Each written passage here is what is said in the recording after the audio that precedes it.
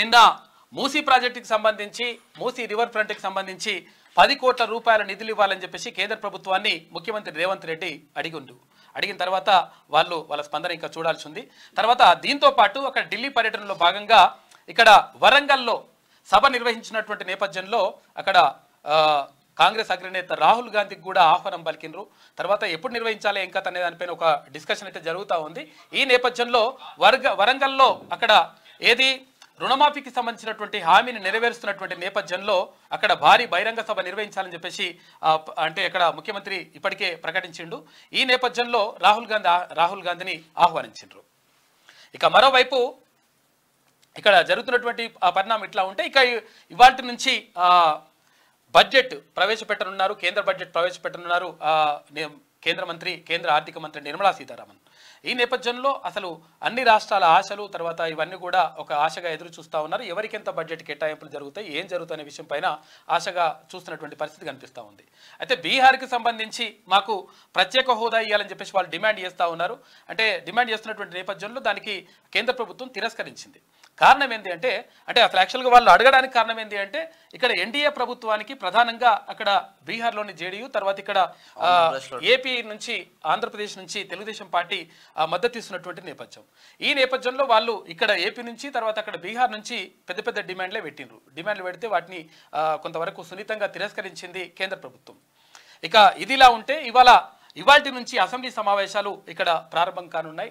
ఈ నేపథ్యంలో అక్కడ వాడివేడిగా చర్చలు జరుగుతాయి తర్వాత అని చెప్పేసి ఒక చర్చ మాత్రం జరుగుతూ ఉంది. మరి కేసీఆర్ వస్తాడా రాడా? మాజీ ముఖ్యమంత్రి కేసీఆర్ ఇప్పుడు అటెండ్ అవుతాడా కాదా?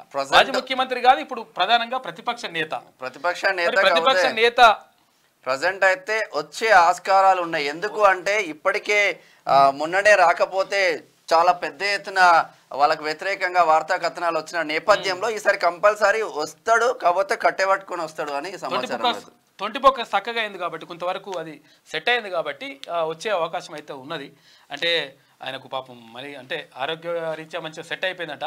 ఇప్పుడు సెట్ అయిపోయింది కాబట్టి వస్తాడు. నిజంగా కూడా అసలు యాక్చువల్గా అది కారణం కాదు. నిజంగా ఏంటంటే ఆయన రావాలనుకుంటే రావచ్చు. చాలా సభలు సమావేశాల్లో పాల్గొనేటువంటి గోవా ముఖ్యమంత్రి మనోహర్ పారికర్ ఇప్పుడు రాకుండా మనోహర్ పారికర్ ఆక్సిజన్ పెట్టుకొని అసెంబ్లీకి చిత్తశుద్ధి ఉంటే అట్లా నాయకులు వస్తారు. తర్వాత గతంలో ఎవరు మన జయపాల్ రెడ్డి గారు కేంద్ర మంత్రిగా ఉన్నటువంటి జయపాల్ రెడ్డి గారు ఆయన అంటే ఉత్తమ పార్లమెంటేరియన్గా అవార్డు తీసుకున్నాడు. అంత గొప్ప నాయకులు వాళ్లకు అంటే ఆ పార్లమెంటుకు వచ్చి అక్కడ ఉన్నటువంటి ప్రజల సమస్యలు చెప్పి వాళ్ళని అందరినీ మెప్పించగలిగేటువంటి ఒక గొప్ప నాయకత్వం ఉండేది. కానీ కాకకు ఇది కారణంగా చెప్తాడు కానీ అటువంటిది ఏం లేదన్నమాట. కానీ ఈసారి మరి అసెంబ్లీ సమావేశాలకు హాజరవుతాడా? ఫస్ట్ అయితే హాజరవుతాడో కాదో తెలియదు. ఎందుకంటే బడ్జెట్ ప్రవేశపెట్టిన తర్వాత హాజరయ్యే అవకాశం ఉన్నట్టుగా తెలుస్తూ ఉంది. ఇక మరోవైపు ఇక్కడ ఏది ఉజ్జయిని మహంకాళి బోనాలకు సంబంధించి రంగం ఎక్కింది ఆమె స్వర్ణలత. రంగం ఎక్కేసి ఈసారి వానలు బాగానే పడితే మంచిగా ఉంటుంది వాతావరణం అంతా అని కూడా ఆమె చెప్పింది. నిజంగా కూడా వానలు మంచిగా పడాలని చెప్పేసి కోరుకుందాం, ఎవరి నమ్మకం వాళ్ళది. ఇక మరోవైపు స్మితా సబర్వాల్ ఐఏఎస్ ఆఫీసర్ అకున్ సబర్వాల్ వాళ్ళ మిస్సెస్ ఆమె భార్య. అయితే నిజంగా స్మితా సబర్వాల్ చేసినటువంటి వ్యాఖ్యలు ఇప్పుడు పూర్తిగా దుమారం రేపుతా ఉన్నాయి. దివ్యాంగులను ఉద్దేశించి వాళ్ళు ఐఏఎస్కు పనికిరారు, తర్వాత ఇష్టం వచ్చినట్టుగా ఆమె మాట్లాడి అంటే కేవలం వీళ్ళకు సర్వీసులకు రావద్దు అని చెప్పేసి వ్యాఖ్యలు చేసింది. నిజంగా అట్లా చేయొచ్చా అంటే 100% చేయకూడదు. ఎందుకంటే ఇప్పుడు ఆమె ఎవరు నిర్ణయిస్తేందుకు ఇష్టం వచ్చినట్టుగా అభిప్రాయాలు చెప్పొచ్చు. కానీ ఒకరిని కించపరిచే విధంగా చాలామంది కూడా అంటే దివ్యాంగులైనటువంటి వాళ్ళు చాలామంది కూడా గొప్ప స్థాయిలో గొప్ప అద్భుతాలు సృష్టించిన వాళ్ళు ఉన్నారు. ఆయన వీల్ చైర్లోనే ఉండే ఆయన ఎవరైనా స్టీఫెన్ హాకింగ్ ఆయన గొప్ప అంటే ఆయన మేధా సంపత్తితోటి బ్లాక్ హోల్స్ పైన తర్వాత అంతరిక్షంలో జరిగినటువంటి పరిణామాల పైన పరిశోధన చేసి ఆ పరిశోధనల సారాంశాన్ని ప్రపంచానికి అందించినటువంటి గొప్ప మేధావి కాదు అసలు. ఇంకా దాన్ని మన మాటల్లో ప్రపంచ మేధావి ఆయన మాటల్లో కూడా చెప్పలేము. అటువంటి గొప్ప మేధావులు గొప్ప వాళ్ళు దివ్యాంగులైనటువంటి వాళ్ళు ఉన్నారు. అది నిజంగా ఒకవేళ దివ్యాంగత్వం అనేటువంటిది నిజంగా ఒకవేళ అది మనం సొంతంగా తెచ్చుకుందా అంటే సొంతంగా తెచ్చుకుందే ఏం కాదు. ఎందుకంటే అది దైవ నిర్ణయమా లేకపోతే పుట్టుకతో వచ్చినటువంటి వైకల్యం వల్ల వాళ్ళు ఇబ్బంది పడతా ఉంటే వాళ్ళని ఇంకా నిజంగా ఎంకరేజ్ చేయాల్సినటువంటి అవసరం ఉంది. నిజంగా నా వ్యక్తిగత అభిప్రాయం ఏంటంటే నిజంగా ఎవరికన్నా రిజర్వేషన్లు ఇవ్వాలంటే కులాలు మతాలు బితాలు అవన్నీ పక్కకు పెట్టేసి వాళ్ళకి ఇవ్వదని నేను అంటలేను, కాకపోతే అవి కాదు ఫస్ట్ ప్రియారిటీ ఇవ్వాల్సింది దివ్యాంగులకు ఇవ్వాలి. ఎందుకనంటే వాళ్ళు ఏదైనా దాని ఏమంటారు అవయవాలు కొంతవరకు లోపభూయిష్టంగా ఉన్నా కానీ వాళ్ళు కష్టపడుతూ వాళ్ళు సమాజానికి ఏమైనా చేయాలనేటువంటి ఒక ఆతృతతోటి ఒక ఆత్మవిశ్వాసంతో వాళ్ళు బతుకుతారు చూసినావా, అది గొప్ప విషయం. అందుకే చీకటితో వెలిగే చెప్పనేది పాట అదేనా, చీకటితో చెప్పాను నేనున్నానని పాట ఉంటుంది. అంటే అక్కడ ఎందుకంటే అక్కడ ఉన్నటువంటి ఎవరైతే విజువల్లీ ఛాలెంజ్ ఉంటారో వాళ్ళు ఏమైనా చేయగలుగుతారు, తర్వాత ఫిజికల్లీ ఛాలెంజ్ ఉంటాడో వాళ్ళ దగ్గర ఒక గొప్ప నైపుణ్యం ఉంటుంది. అందుకే దివ్యాంగులు అని చెప్పేసి వాళ్ళు అంటా ఉన్నారు. మొదటగా ఇంకా వేరే పేరుతో పిలిచే వాళ్ళు అది కరెక్ట్ కాదు. విషయం ఏంటంటే అటువంటి దివ్యాంగులని ఎంకరేజ్ చేయాల్సిన అవసరం ఉన్నది. మానవ వనరులని కరెక్ట్గా వాడుకోవాల్సినటువంటి అవసరం ఉన్నది. వాళ్ళ మేధాశక్తిని ఉపయోగించుకోవాల్సిన అవసరం ఉన్నది. కాకపోతే ఏంటంటే ఇక ఇష్టం వచ్చినట్టుగా ఆమె మాట్లాడు. మరి నిజంగా ఏదైనా ఐఏఎస్ అధికారులు మేధాశక్తితో పనిచేస్తారా, లేకపోతే మరి పని చేసి గడపారకి ఏమైనా పారగిట్ల పెడతారమ్మా? ఏమైనా అంటే ఏమైనా తోవేది ఉంటుందా? పారగిట్ల పార పట్టుకొని గడపార పట్టుకొని నాగలు దున్నేది ఏమైనా చేస్తారా ఐఏఎస్? సరే, ఇప్పుడు వాళ్ళని కించపరుచుతున్నావు. నిజంగానే ఒక ఐఏఎస్ ఒక ఐపీఎస్ వెళ్తా ఉంటారు, కార్ యాక్సిడెంట్ అవుతుంది, కాలో చేయబోతుంది, పనికి రాబాయిగా నువ్వు చేయవా ఉద్యోగం అవుతుంది రేపు. ఇప్పుడు ఇది కావాలని కావద్దని లేదుగా, మేము కావాలని కోరుకుంటలేము. కాకపోతే ఏంటంటే నీకేమైనా జరుగుతుంది, జరిగినప్పుడు మరి నువ్వు కూడా ఏమంటారు అన్ఫిట్ అయినా ఇక అది మేధాశక్తికి సంబంధించినటువంటి విషయం అని చెప్పేసి అందరూ ప్రపంచమంతా భావిస్తూ ఉంది. మరి నువ్వు ఇష్టం వచ్చినట్టుగా మాట్లాడితే అది ఎక్కడ వరకు వస్తుంది కథ? విషయం ఏంటంటే ఆమె మాట్లాడే కాదు ఇంకా మొత్తం తర్వాత ఇంకా కౌంటర్లు కూడా తీసుకొస్తుంది. ప్రభుత్వం 1000% అంటే గతంలో ఈ స్మితా సబర్వాల్ అనే ఎవరనేది కూడా తెలవాలి. గతంలో కేసీఆర్ ప్రభుత్వం ఉన్నప్పుడు అక్కడ సిద్దిపేట కలెక్టర్గా చేసింది. ఆ తర్వాత ప్రభుత్వంలో ప్రధానంగా ప్రధాన బాధ్యతలు చేపట్టింది కేసీఆర్కు సీఎంఓలో పనిచేసింది. కేసీఆర్కు అనుబంధంగా పనిచేసినటువంటి వ్యక్తి. మరి 10 సంవత్సరాలు చేస్తే కూడా మరి నీకు నిజంగా మరి జ్ఞానం రాలేదా, లేకపోతే అహంకారంతో మాట్లాడుతున్నావా, ఏం మాట్లాడుతున్నావో అర్థమైతే అయితలేదు. మరి నిజంగా ఒకవేళ ఎప్పుడన్నా ఇప్పుడు ఉన్నారు కదా ఎవరన్నా ఐఏఎస్ ఆఫీసర్లు వచ్చి మాట్లాడరు, ఆమెను సమర్థిస్తున్నామని మాట్లాడరు. అట్లా ఒకవేళ సమర్థిస్తున్నామని మాట్లాడితే వాళ్ళు అన్ఫిట్ అసలు యాక్చువల్గా. సంఘాలు ఉంటాయి కదా మాట్లాడారు, మరి సంఘాలు సమాజానికి వాళ్ళు అన్ఫిట్ అసలు యాక్చువల్గా సంఘాలు ఇష్టం వచ్చినట్టుగా ఏం పడితే అది మాట్లాడి అంటే ఏం పడితే అది మాట్లాడు కాదు. చాలా మంది ఐఏఎస్కి తర్వాత సివిల్స్కి ప్రిపేర్ అవుతా ఉన్నారు దివ్యాంగులు. అరే వాళ్ళ మేధాశక్తిని తర్వాత వాళ్ళకు ఉన్నటువంటి ఆలోచనని వాళ్ళు పంచుకోవాలని చెప్పేసి పథకాలకు అవి ఉపయోగపడాలని చెప్పేసి వాళ్ళు భావిస్తూ ఉంటే వాళ్ళని ఇష్టం వచ్చినట్టుగా మాట్లాడి తర్వాత అవమానపరచడం మాత్రం ఎట్టి పరిస్థితుల్లో కరెక్ట్ కాదు. ఈ విషయం పైన నిన్న చాలామంది ఐఏఎస్లని ఐపీఎస్లని తర్వాత సివిల్ సర్వెంట్లని కొన్ని వందలాది మంది సివిల్ సర్వెంట్లను తయారు చేసినటువంటి బాలలత మేడం సిఎస్బి ఇన్స్టిట్యూట్ను నడుపుతుంది ఆమె, తర్వాత కోచింగ్ సెంటర్ నడుపుతూ ఉంది. ఐఏఎస్లను ఎంతోమంది కలెక్టర్లని తర్వాత ఎంతోమంది ఐపీఎస్ ఆఫీసర్లని తయారు చేసినటువంటి బాలలత మేడం నిన్న ప్రెస్ మీట్ పెట్టింది. ఆమె ప్రెస్ మీట్ పెట్టేసి ఈ విషయం పైన మాట్లాడింది. ఆమెతో మాట్లాడేటువంటి ప్రయత్నం చేద్దాం ఒకసారి. ఎందుకంటే ఇప్పుడు అమ్మా నువ్వు చేసేది ఎట్లా చేస్తావు పని అనేది చెప్పాల్సిన అవసరం ఉందా లేదా? పనిచేసింది ఒక ఐఏఎస్ఏ కాదు, చాలా మంది వందల మంది ఐఏఎస్లను తయారు చేసింది. హలో మేడం, నమస్కారం మేడం. నమస్తే అండి మేడం. ఇప్పుడు మీరు లైవ్లో ఉన్నారు. అయితే విషయం ఏంటంటే ఇప్పుడు స్మితా సబర్వాల్ చేసినటువంటి వ్యాఖ్యల పైన మీరేమంటారు? నిన్న ప్రెస్ మీట్ కూడా పెట్టిండ్రు. తర్వాత నిజంగా కూడా ఇది దురదృష్టకరంగా దౌర్భాగ్యం అసలు యాక్చువల్గా ఇటువంటి అంటే మనుషులు కానోళ్ళు కూడా ఇటువంటి అంటే హోదాలో ఉండడం మాత్రం దురదృష్టకరం అని చెప్పి సమాజం అంతా అంటా ఉంది. చెప్పండి మేడం, ఏమంటారు? అవునండి, అవును, ఇది చాలా దురదృష్టకరం. అంతేకాదు ఇట్ ఈస్ ఇన్హ్యూమన్, అమానవీయం అని నేను అంటాను. దాంతో పాటు ట్వీట్ చేసి 48 hours 48 గంటలు అయింది, ఇంతవరకు ట్వీట్ అనేది విత్డ్రా కూడా చేసుకోలేదు. కాబట్టి ఆవిడ చేసింది చాలా పెద్ద తప్పు. దాంతో పాటు ఎవరైతే సొసైటీలో సపోర్ట్ చేస్తున్నారో అది కూడా పెద్ద తప్పండి. ఇక్కడ ట్వీట్ విషయంలో మొత్తం తెలంగాణ సమాజం, ఆంధ్ర సమాజం అందరూ బాధ్యత వహించాలి. ఎందుకంటే ఎవరైతే ఖండించలేదో వాళ్ళందరూ ఖండించాలి. ఎవరైతే ఖండించలేదో వాళ్ళు కూడా ట్వీట్ కి సపోర్ట్ చేస్తున్నారని చెప్పి అర్థం చేసుకుంటాం. Across all political parties, all bureaucrats, they should actually condemn the tweet. ఆ ట్వీట్ ని అందరూ ఖండించాల్సిందే, దానిలో ఎటువంటి డౌట్ లేదండి. అలాంటి ట్వీట్ ని ఎంకరేజ్ చేస్తే అంతకంటే మహాపాపం అసలు ఈ భూమి మీద మనం ఉన్నా లేనట్లేనండి. మేడం ఇప్పుడు ఐఏఎస్ ఆఫీసర్లు చేయాల్సిన పని అంటే ఫిజికల్గా చేస్తారా అంటే ఇప్పుడు గడ్డపారలు పట్టుకొని ఏమన్నా తవ్వుతారా అట్లా ఏమైనా ఉంటుందా మేడం అట్లా అంటే లేకపోతే అది మైండ్తో చేసే పని అంటే మీరు కూడా ఒక ఐఏఎస్ అంటే మీరు కూడా సివిల్ సర్వెంట్ గా సెలెక్ట్ అయ్యిండ్రు గతంలో సెలెక్ట్ అయ్యిండ్రు తర్వాత చాలా మంది వందల మంది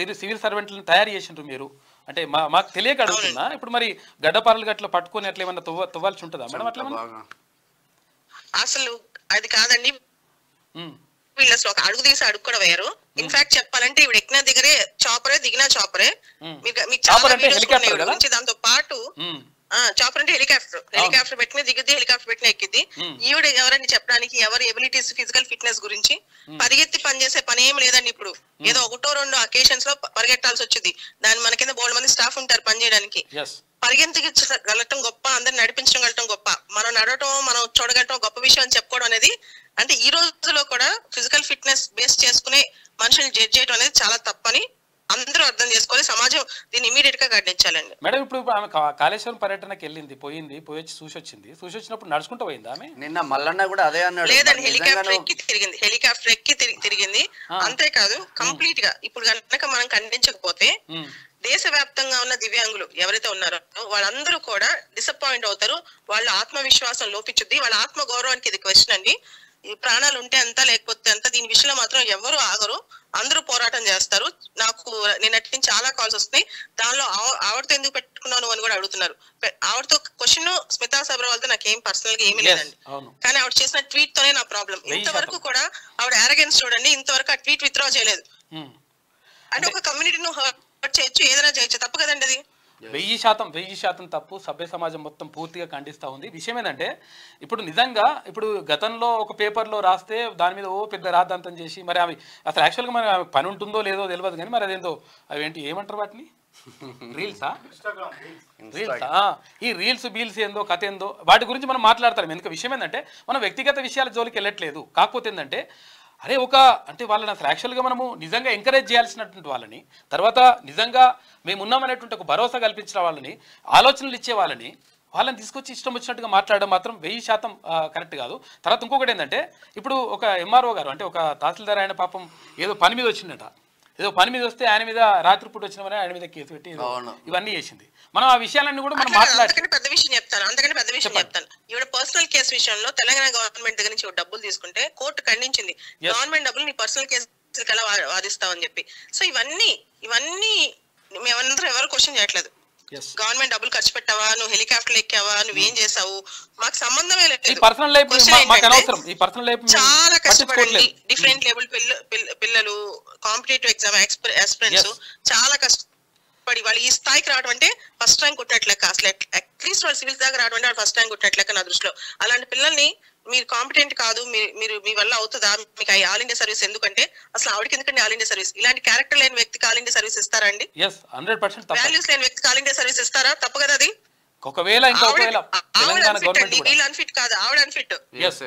ఒకవేళ నిజంగా కూడా గవర్నమెంట్ ఈ విషయం మీద ప్రత్యేకమైన దృష్టి పెట్టాలి నిజంగా ఇప్పుడు ఆమెను అయితే కొనసాగిస్తున్నారో గవర్నమెంట్ లో కూడా కీలక శాఖల్లో ఆమెను కొనసాగిస్తున్నారో ఆ విషయం పైన ఒకవేళ ఈ విషయం పైన స్పందించకపోతే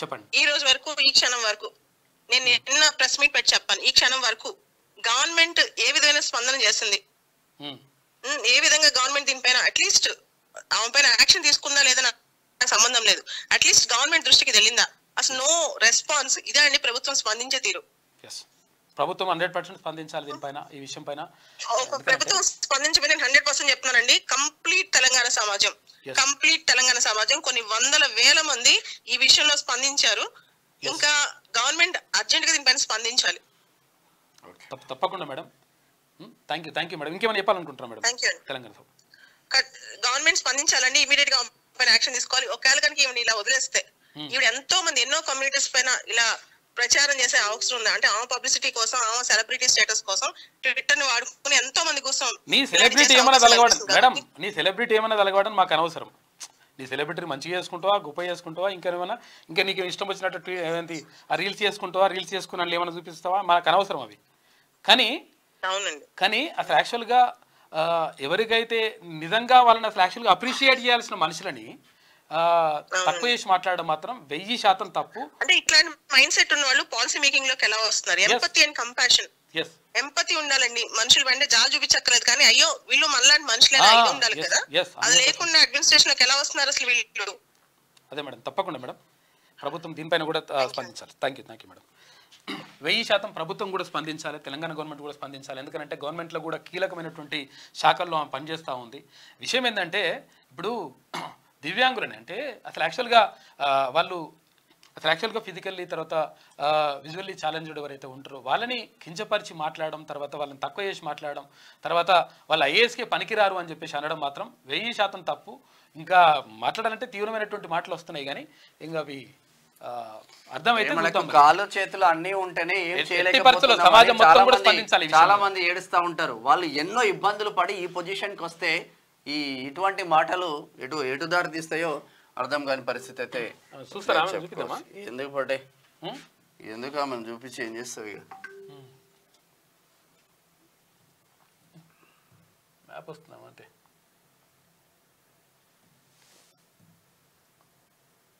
యూట్యూబ్లో కూడా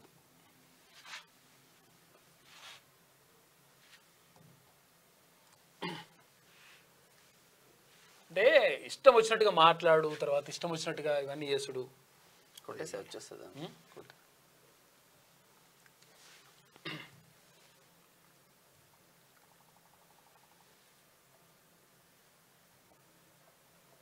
ఒకవేళ ఏమన్నా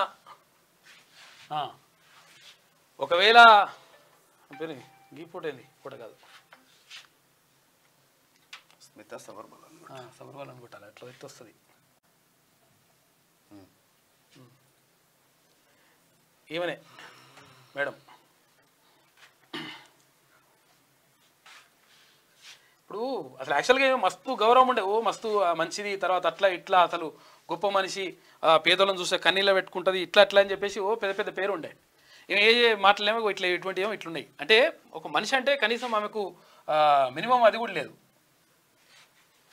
అటువంటి మనుషులు ఇప్పుడు ఐఏఎస్ ఆఫీసర్లు అవుతున్నారు దురదృష్టవశాత్తు. Senior IAS. మళ్ళీ ఒకసారి వార్తలలోకి వెళ్దాం. ఉస్మానియా యూనివర్సిటీ నుంచి కూడా చాలా మంది వచ్చిన మిత్రులు వచ్చిన మనం మాట్లాడదాం. ఈ ఏడాది మస్తు వానలు. వెలుగు దినపత్రిక.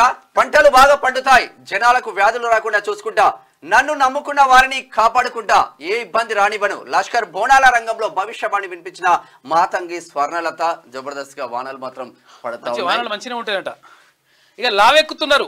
దేశంలో 24% మందికి ఒబిసిటీ ఉందంట. కరోనా తర్వాత పెరిగిన సమస్య. లాక్డౌన్ శారీరక శ్రమ తగ్గడమే కారణమంట. ప్రతి 10 మందిలో 3కి ఊబకాయం. తెలంగాణలో 32% పురుషులకు ఒబిసిటీ ఉందంట. హెల్త్ సర్వే ఫలితాలను ప్రస్తావించిన 2023-24 ఆర్థిక సర్వే అని చెప్పేసి ఒక వార్త కనిపిస్తుంది. పట్టణాలలో 29.8% మంది ఉంటే గ్రామాల్లో 19.3% మంది స్థూలకాయం ఉందంట. ఊబకాయంతో బాధపడుతున్న వారు మహిళలు 41%, 41.3% ఉంటే పురుషులు 38%. ఢిల్లీలో తమిళనాడులో మహిళలు 40.4% ఉంటే పురుషులు 37%. ఆంధ్రప్రదేశ్లో మహిళలు 36.3% ఉంటే పురుషులు 31%. తెలంగాణలో మహిళలు 30% ఉంటే పురుషులు 32.3%. ఓవరాల్ గా తెలంగాణనే కొంచెం తక్కువ ఉంది. లావుగా అవుతున్నట. ఊబకాయం అంటే లావు కావడం, దొడ్డు కావడం అన్నట్టు. ఈ దొడ్డు కావడం వల్ల ఏమైతుందంటే ఆయాసం, ఇవన్నీ ఉబ్బసం, తర్వాత రకరకాలుగా ఇబ్బంది పడుతుంది, ఇబ్బంది అవుతుంటది. తర్వాత ఇది ఏంటంటే ఇది ఆరోగ్య సమస్యలు కూడా వస్తాయి. కాబట్టి దీనిపైన ప్రత్యేక దృష్టి పెట్టాలి. వ్యాయామం అవన్నీ అటువంటివి చేస్తే మంచిగా ఉంటుంది.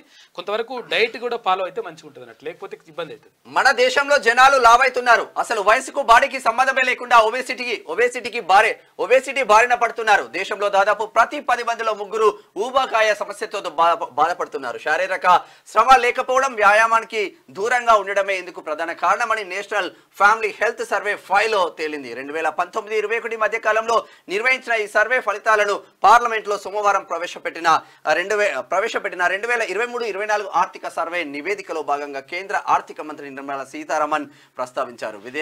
భారతీయుల ఊబకాయం ఎంత మేర పెరిగిందో గణాంకాలతో సహా వివరిస్తూ అందుకు దారితీసిన పరిస్థితులపైన నివేదికలో విశ్లేషణ చేసిందంట. ఉంటదంట. బాగా లావ్ అవుతున్నాడు చాలా మంది. జాగ్రత్తగా కాపాడుకుంటే ఆరోగ్యం మంచుకుంటే, లేకపోతే ఇబ్బంది అవుతుంది. ఇక ఇవాళ కేంద్ర బడ్జెట్ ఉదయం 11 గంటలకు లోక్సభలో ప్రవేశపెట్టనున్న నిర్మలా సీతారామన్ కేంద్రంలోని ఎన్డీఏ సర్కార్ మంగళవారం పార్లమెంట్లో ఫుల్ బడ్జెట్ను ప్రవేశపెట్టనుంది. అయితే ఉదయం 11 గంటలకు కేంద్ర ఆర్థిక మంత్రి నిర్మలా సీతారామన్ లోక్సభలో బడ్జెట్ స్పీచ్ ప్రారంభించనున్నారు. రూరల్, అర్బన్ డెవలప్మెంట్, హౌసింగ్, రక్షణ, రైల్వే తదితర రంగాలకు ఈ బడ్జెట్లో టాప్ ప్రయారిటీ ఇవ్వనున్నట్లు తెలుస్తుంది. అయితే ఈసారి ట్యాక్స్ రిలీఫ్ ఉంటుందని ఉద్యోగులు, మధ్యతరగతి ప్రజలు ఆశిస్తున్నారు. 2014 నుంచి 2 దఫాలు బీజేపీకి కేంద్రంలో ఫుల్ మెజార్టీ ఉండగా ఈసారి మాత్రం కూటమి ప్రభుత్వ భాగస్వామ్యంతోనే ఆ పార్టీ అధికారంలోకి వచ్చింది. దీంతో కూటమిలో కీలక భాగస్వామ్య పక్షాలైన జేడీయూ, తర్వాత టీడీపీ తమ రాష్ట్రాలకు కేంద్ర బడ్జెట్ నుంచి భారీగా నిధులు రాబట్టుకోవాలని భావిస్తూ ఉన్నాయి. మరి ఎట్లా చేస్తూ చూడాలి. కేంద్ర బడ్జెట్ ఇవాళ ఉదయం 11 గంటలకు ఉన్నది. ఇది ఇట్లా ఉంటే మూసీ రివర్ ఫ్రంట్ కు 10,000 కోట్లు ఇవ్వాలని కేంద్రాన్ని కోరిన సీఎం రేవంత్ రెడ్డి మూసీ క్లినిక్ కు 4,000 కోట్లు, ఉస్మాన్ సాగర్, హిమాయత్ సాగర్ ను గోదావరి జలాలతో నింపేందుకు 6,000 కోట్లు జాతీయ నది పరిరక్షణ ప్రణాళిక కింద కేటాయించండి. జల్ జీవన్ మిషన్ నిధులు విడుదల చేయండి. ఓఎంసీలకు ముందే గ్యాస్ సబ్సిడీ చెల్లించే అవకాశం కల్పించండి. పౌర సరఫరాల శాఖ బకాయిలు రిలీజ్ చేయాలని రిక్వెస్ట్. ఢిల్లీలో కేంద్ర మంత్రులు సిఆర్ పాటిల్, హర్దీప్ సింగ్ పూరి, ప్రహ్లాద్ జోషితో భేటీ. సీఎం వెంట డిప్యూటీ సీఎం బట్టి విక్రమార్క, మంత్రి ఉత్తమ్ కుమార్ రెడ్డి చిత్రంలో కనిపిస్తా ఉన్నారు. మొత్తం మీద 10,000 కోట్లు అయితే ఫస్ట్ మూసీ రివర్ ఫ్రంట్ కి సంబంధించి రిలీజ్ చేయండి అని చెప్పేసి కేంద్ర ప్రభుత్వాన్ని కోరిండ్రు ముఖ్యమంత్రి రేవంత్ రెడ్డి. దాంతో పాటు ఇంకా చాలా అభివృద్ధి కార్యక్రమాలు, ఓఎంసీలకు సంబంధించి గ్యాప్ సబ్సిడీ చెల్లించే అవకాశాలు కల్పించమని, పౌర సరఫరాల శాఖ బకాయిలు చెల్లించమని, ఇట్లా చాలా విషయాలే చర్చకు తీసుకొచ్చేసి నిన్న కేంద్ర మంత్రుల ముందు. తెలంగాణ ప్రభుత్వం ప్రతిష్టాత్మకంగా చేపడుతున్న మూసీ రివర్ ఫ్రంట్ డెవలప్మెంట్ కు జాతీయ నది పరిరక్షణ ప్రణాళిక కింద 10,000 కోట్ల రూపాయలు కేటాయించాలని కేంద్రానికి సీఎం రేవంత్ రెడ్డి విజ్ఞప్తి చేశారు. హైదరాబాద్ లో 55 కిలోమీటర్ల మేర ప్రవహిస్తున్న మూసీ నదిని దేశంలో మరెక్కడా లేని విధంగా తీర్చిదిద్దడంపై రాష్ట్ర ప్రభుత్వం ఫోకస్ పెట్టిందని వివరించారు.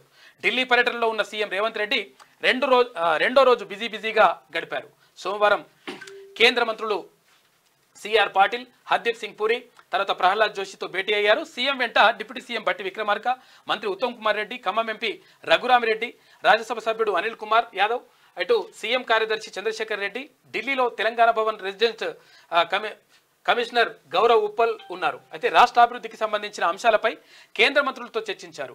హైదరాబాద్ నగరంలోని మురికి నీరంతా మూసీలోకి చేరుతున్నదని, దాన్ని శుద్ధి చేసేందుకు రాష్ట్ర ప్రభుత్వం సంకల్పించిందని జలశక్తి మంత్రి సిఆర్ పాటిల్ కు రేవంత్ రెడ్డి తెలిపారు.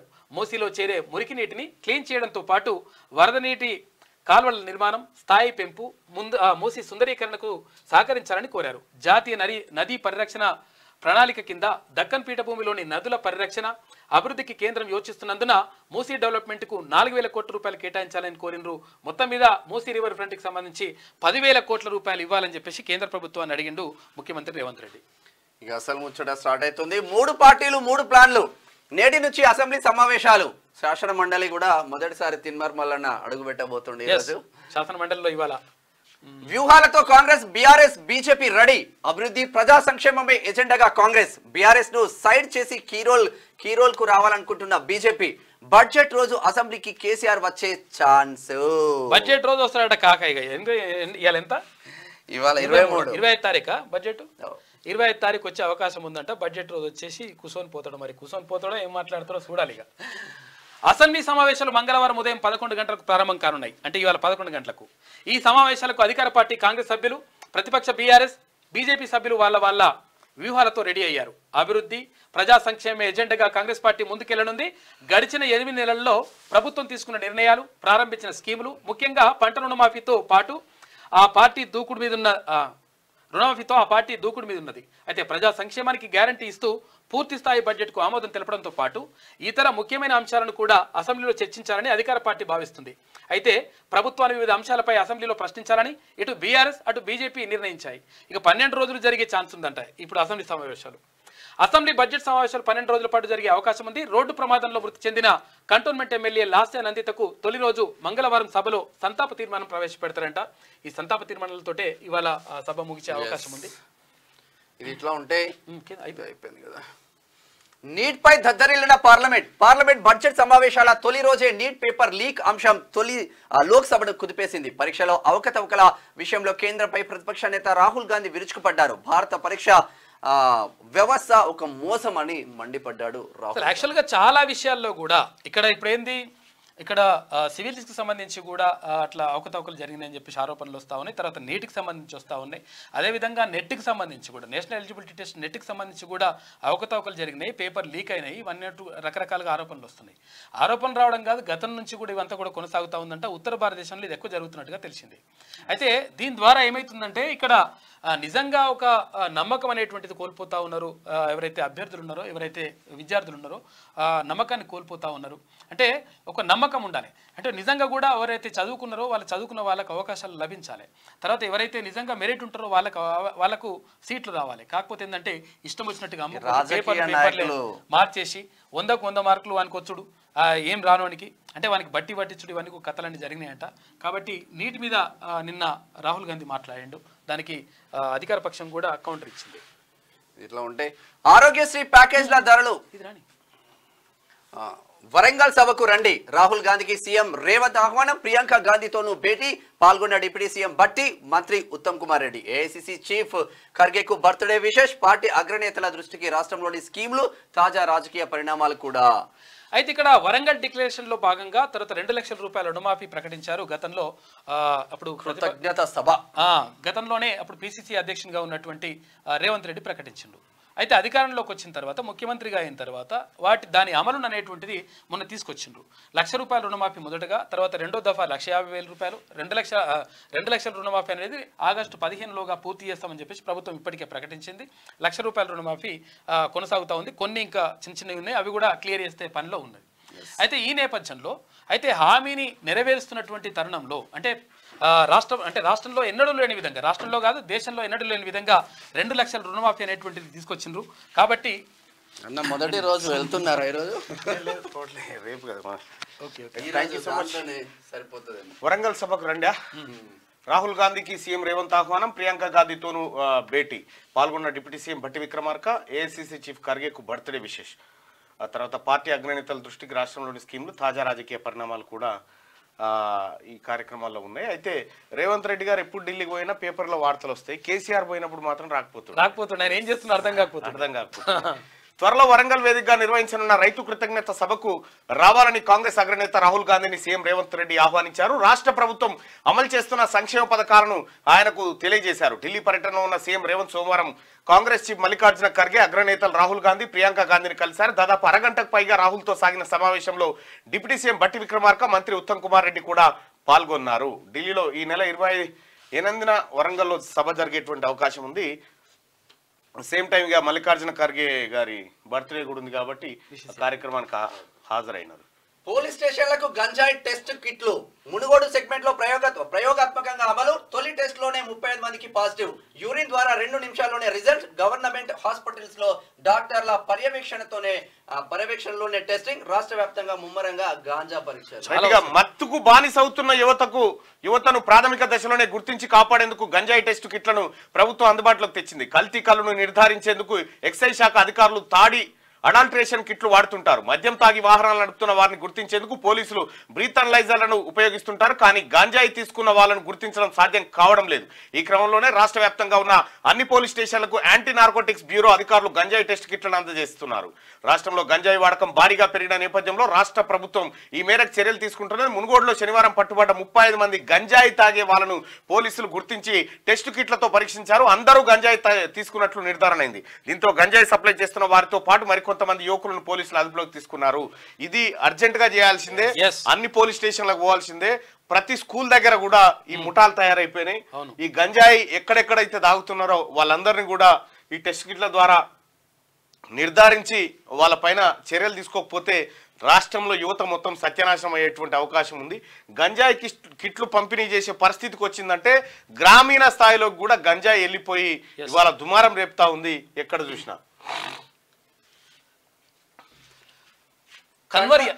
కన్వర్ యాత్ర, ధాబాలపై యజమానుల పేర్లెందుకు, నేమ్ ప్లేట్ ఏర్పాటు ఉత్తర్వులపై సుప్రీంకోర్టు స్టే, వడ్డీ వండించేటోళ్ళు ఎవరైతే నేమ్ అని ప్రశ్నించినప్పుడు కన్వర్ యాత్రకు పోయేటువంటి తొవ్వలో దాబాలు నిర్వహిస్తున్నటువంటి యజమానుల పేరు ఆ దాబా మీద ఉండాలని చెప్పి మన ఒక దిక్కుమాలిన ఆలోచన ఒకరికి వచ్చింది.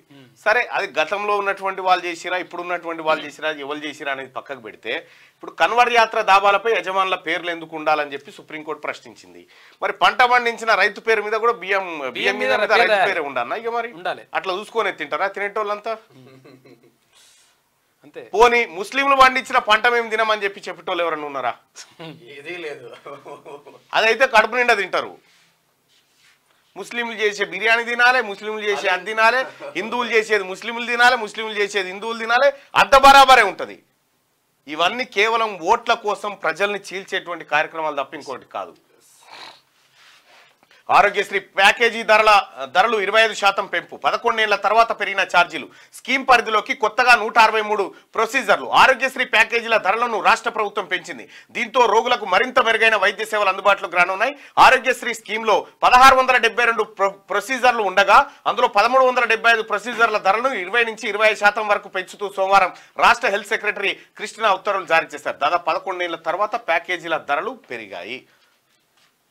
2014 కంటే ముందు ఆరోగ్యశ్రీలో ఎవరైనా ఒక ఆపరేషన్ చేయించుకుంటే ఇంత ధర ఇవ్వాలి అనేది ఒక లెక్క ఉంటుంది, గవర్నమెంట్ లెక్క. ఆ 11 ఏళ్ల కాలంలో కేసీఆర్ చుట్టూ హాస్పిటల్లో తిరిగి ధరలు పెంచుడు లేదు, చేసిన పైసలు కూడా ఇచ్చుడు లేదు. ఆరోగ్యశ్రీ బకాయిలే దాదాపు 2300 కోట్ల రూపాయలు అక్కడ బేరుకొని పోతే కనీసం ₹1 రిలీజ్ చేసింది లేదు. వాళ్ళు అనేక మాటలు మేము ఆరోగ్యశ్రీని అందించమని చెప్పిన తర్వాత కూడా వాళ్ళకు అప్పుడో 50 అప్పుడో 10 ఇచ్చుకుంటా బుధగరించుకుంటూ వచ్చిండు కేసీఆర్. కానీ వాళ్ళకి సంబంధించినటువంటి ఆరోగ్యశ్రీ ప్యాకేజీల ధరలు అన్ని ధరలు పెరిగినాయి కాబట్టి దీని ధరలు కూడా పెంచాల్సిన అవసరం. వాళ్ళు ఆరోగ్యశ్రీ కింద వాళ్ళు వైద్యమే చేయరు. ఇప్పుడు ఎందుకంటే ఇప్పుడు వీటిని పక్కకు పెట్టేస్తారు. వాళ్ళు పైసలు వచ్చి పెట్టేసి ఇది తక్కువ ధరకు వచ్చి చేస్తారు. ఎవరైనా అట్లాగే చేసిండు కాక. ఇక నన్ను కూడా సభలో మాట్లాడనివ్వలేదు ప్రతిపక్షాలపై ప్రధాని మోడీ ఆరోపణ. ఏ సభలో? మీడియా సభలో మాట్లాడనివ్వకుండొచ్చు. కానీ అసలు ప్రతిపక్షాలపై మోడీ చేసినటువంటి ఆరోపణ ఎంత హాస్యాస్పదంగా ఉందంటే సభానాయకుడు ఎప్పుడు నిలబడ్డా మాట్లాడే అవకాశం ఉంటుంది.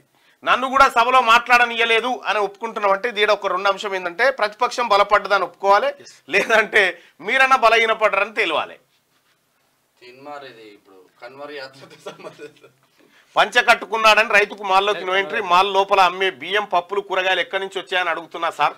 అది ఏమైందంటే అసలు ఇక్కడ కర్ణాటకలో ఒకటి ఇది ఉంటది కదా షాపింగ్ మాల్ కి ఒక ఆయన ధోతి కట్టుకుని పోయినాడ, గోచి కట్టుకుని పోతే ఇలా రావద్దని అన్నాడ. అంటే ఆయన పెద్ద పంచా పెట్టుకుండిగా ఆయన తరఫున వాళ్ళ కొడుకు ఇట్లా వచ్చిండు. అరే బాబు, నీ లోపల ఉన్న సంచులలో బియ్యం ఉన్నాయి, పప్పులు ఉన్నాయి, ఉప్పులు ఉన్నాయి కదా, ఈయననే వాటి పండించిండు, నువ్వెట్లా అమ్ముతావు రాబాయి, మరి ఆయననే అమ్మాలి కదా, నువ్వే అట్లా అంటే ఆ పంచాయతీ లాస్ట్ కు ఆ యజమాని దండం పెడతా అని చెప్పేసి లోపల తీసుకుపోయి. పదార్థం ఏమిటో చెప్పాలి, శాకాహారమా మాంసాహారమా అనేది చూపితే చాలు. కావడి మార్గంలో హోటళ్లపై పేర్ల ప్రదర్శనపై సుప్రీం, ఉత్తరప్రదేశ్ ఉత్తరాఖండ్ ప్రభుత్వాల ఆదేశాలపై స్టే, కేసు తదుపరి విచారణ ఈ నెల 26వ తేదీకి వాయిదా. నేను కేరళలో ముస్లిం నడిపే శాకాహార హోటల్కి వెళ్ళా, అది మంచి ప్రమాణాలతో ఉంది. Justice NVS Bhatti. అంటే ఇక్కడ ముస్లిం నడిపేటువంటి హోటల్కు వెళ్ళకూడదు. అసలు ఆకలికి హోటలు ముస్లిము హిందూ క్రిస్టియన్ ఏమని ఉంటుందా? ఏమని ఉంటుందా? ఏముండదు కదా. ఆహార ధర దడ, 2 ఏళ్లలో రేట్లు రెట్టింపు, వాతావరణ మార్పులు అకాల వర్షాలే కారణం. సవాళ్లు ఉన్న 2024-25లో ఆర్థిక వృద్ధి 6.5 నుంచి 7%. మానసిక ఆరోగ్యంపై ప్రత్యేక దృష్టి పెట్టాలి. 2050 కల్లా దేశంలో వృద్ధుల సంఖ్య రెట్టింపు, వారి సంరక్షణకు ప్రాధాన్యం ఇవ్వాలి. 18 ఏళ్లు దాటిన వారిలో 3 ఇంతలు పెరిగిన స్థూలకాయం. కేంద్ర రాష్ట్ర ప్రభుత్వాలు కలిసి విద్యా నాణ్యత పెంచాలి. యువతలో సగం మందికే ఉద్యోగ నైపుణ్యాలు. దేశంలో ఏటా 75 లక్షల కొలువులు కల్పించాలి. 2023-24 ఆర్థిక సర్వేలో వెల్లడి. లోక్సభలో ఇవాళ కేంద్ర బడ్జెట్ ప్రవేశపెట్టనున్న నిర్మలా సీతారామన్. తెలంగాణ పురుషుల్లో ఈ ఉబకాయానికి సంబంధించినటువంటి వార్తన ఇది.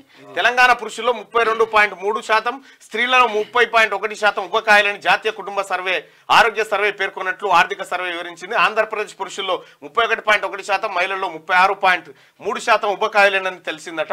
అయితే ఉబకాయలు పెరిగిపోతా ఉన్నారట, వ్యాయామం తప్పనిసరి. ఇప్పుడు వాస్తవానికి ఇప్పుడు మా ఘనతే అని చెప్పుకునేటట్టు కూడా లేదే ప్రభుత్వం. ఎందుకంటే మేమే కూర్చుండబెట్టి సాధినం పబ్లిక్, అందుకే పెరిగిరని చెప్పుకుంటాడు. ఆరోగ్యం ఖరాబ్ అవుతుంది కదా బాధ. అంటే ఇంకా ఒక విషయం ఏంటంటే అరే ఆడుందేమో, రాహుల్ గాంధీ గారు నిన్న మాట్లాడిరు. నిన్న విద్యాశాఖ మంత్రి ధర్మేంద్ర ప్రధాన్ మాట్లాడుకుంటూ అసలు నీట్ పేపరే లీక్గా అయినట్టు ఆధారాలే లేవని చెప్తా ఉన్నారు. ఆధారాలు లేక ఆ తర్వాత మరి ఎందుకు అరెస్ట్ చేసిర్రు కొంతమందిని, మరి వాళ్ళు ఫూల్సా వీళ్ళు ఫూల్సా? రాహుల్ గాంధీ మాట్లాడుకుంటూ అందరినీ ఫూల్స్ చేస్తుండు ఆయన తప్ప అని చెప్పి రాహుల్ గాంధీ గారు నిన్న కౌంటర్ వేయడం జరిగింది. నిన్న లోక్సభలో భారతీయ జనతా పార్టీ లేదంటే ఎన్డీఏ పక్షంలో ఉన్నటువంటి నాయకులు మాట్లాడిన మాటలు చూస్తూ ఉంటే దేశం నవ్విపోతా ఉన్నది. వాళ్ళ మాటలు చూస్తూ ఉంటే అసలు నీట్ పేపరే లీక్ కాలేదంటే ఈ హడావిడేంది, కథ ఏంది? మాట్లాడతారా తెలుగు మాట్లాడతారా నిజంగా ఏదో అర్థం కాదు కొంతమంది. అన్ని రాష్ట్రాలకు పాకిపోయింది నీట్. అన్ని రాష్ట్రాల్లో బీహార్ ఒకటి అంటే బీహార్ నుంచి సుప్రీంకోర్టు గుజరాత్ నుంచి అన్ని రాష్ట్రాలు ఉన్నది. ఎక్కడెక్కడ నేను కూడా వచ్చింది. అప్రజాస్వామికంగా గొంతు నొక్కే యత్నం. పార్లమెంట్ ఉన్నది పార్టీల కోసం కాదు, దేశం కోసం. రాజకీయాలకు వేదిక కాదు. 2029 ఎన్నికల్లో మనం మరోసారి తలపడదాం. అప్పటి వరకు ప్రజా సమస్యలపై దృష్టి పెడదాం. బడ్జెట్ సమావేశాలకు ముందు మీడియాతో ప్రధాని మోడీ కాంగ్రెస్ ఆగ్రహం వ్యక్తం చేసిందట. అప్రజాస్వామికంగా గొంతు నొక్కేయడం అంటే ఎన్ని గొంతులు నొక్కేస్తే మీరు ఈ ఇట్లా నిలబడగలిగిన మోడీ గారు మీరు కూడా మాట్లాడవాలి. ఎవరిది ఆడుంది బయట ఛాంబర్లు ఉంటుంది తీసుకొస్తాడు వస్తుంది వార్త. Okay right. ఇక బీహార్కు హోదా ఇవ్వలేం. లోక్సభలో కేంద్ర ప్రభుత్వం స్పష్టీకరణ. ఎన్డీఏ భాగస్వామి జేడీఏకు షాక్. హోదా ప్యాకేజీ కోరుతున్న నితీష్ పార్టీ అఖిలపక్షంలోనూ గట్టిగా డిమాండ్. అయినా కేంద్ర సర్కార్ది పాత వైఖరి అంటూ. అయితే బీహార్కు ప్రత్యేక హోదా ఇవ్వాలనేటువంటి వాదనను నిన్న నితీష్ కి సంబంధించినటువంటి పార్టీ చేసింది. అయితే నితీష్ అత్యంత కీలకమైనటువంటి భాగస్వామి ఎన్డీఏ కూటమిలో. వచ్చే నెల అంటే వచ్చే ఏడాది డిసెంబర్ 2025లో నవంబర్ 2025లో ఇది ఉంది. ఏది మన బీహార్ ఎన్నికలు ఉన్నాయి, అసెంబ్లీ ఎన్నికలు. అయితే ఇక్కడ ఒకసారి బోర్డు పెట్టు.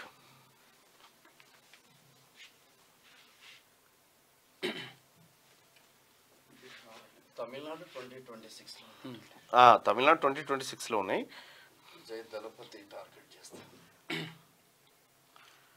రైట్. ఇక్కడ బీహార్ పరిస్థితి ఇప్పుడు ఎన్డీఏ కూటమి ఇప్పుడు ఇది కరిస్తే కప్ప కోపం, ఇది అంటే పాము కోపం అన్నట్టుగా అయిపోయింది. నరేంద్ర మోడీ గారి ప్రభుత్వం నిలబడ్డదంటే అటు నితీష్ కుమార్ ఇటు చంద్రబాబు నాయుడు వల్లనే నిలబడ్డది. అటు ఏపీకి ప్రత్యేక హోదా అని ఇక్కడ, బీహార్కు ప్రత్యేక హోదా అని అక్కడ. ఈ రెండింటికి ప్రత్యేక హోదా ఇస్తే మిగతా రాష్ట్రాలు గయ్యునలేసే పరిస్థితి ఉంది.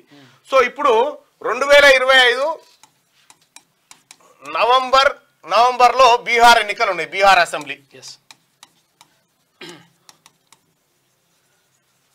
అసెంబ్లీ ఎన్నికలు ఉన్నాయి. ఎప్పుడు 2025లో. ఇప్పటికే అక్కడ నితీష్ కుమార్ ఏం చేసిండంటే కులగణన చేసిండు.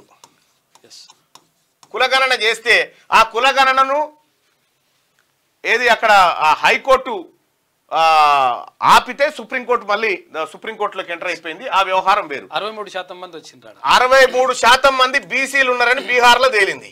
తేలిన తర్వాత ఇప్పుడు ఇది ఇంప్లిమెంట్ చేసే బాధ్యత ఎవరి మీద ఉంది? తమిళనాడు తరహాలో ఇంప్లిమెంట్ చేయాలంటే 69% తమిళనాడు తరహాలో చేయాలంటే కేంద్ర ప్రభుత్వం దీన్ని తీసుకుపోయి 9th షెడ్యూల్లో పెట్టాలి.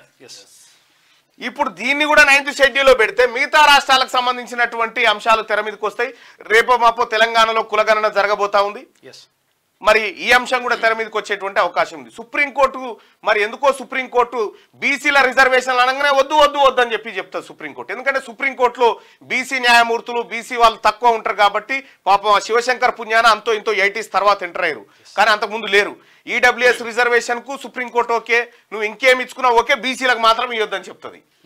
ఏమన్నంటే కృష్ణమూర్తి కేసు అని చెప్తుంది, ఇందిరాసాని కేసు అని చెప్తుంది, రకరకాల అంశాలు చెప్తుంది. సరే అది ఎట్లా పెట్టినా కూడా ఇప్పుడు ఈ 63% బీహార్లో 63% బీసీలు ఉన్నారు.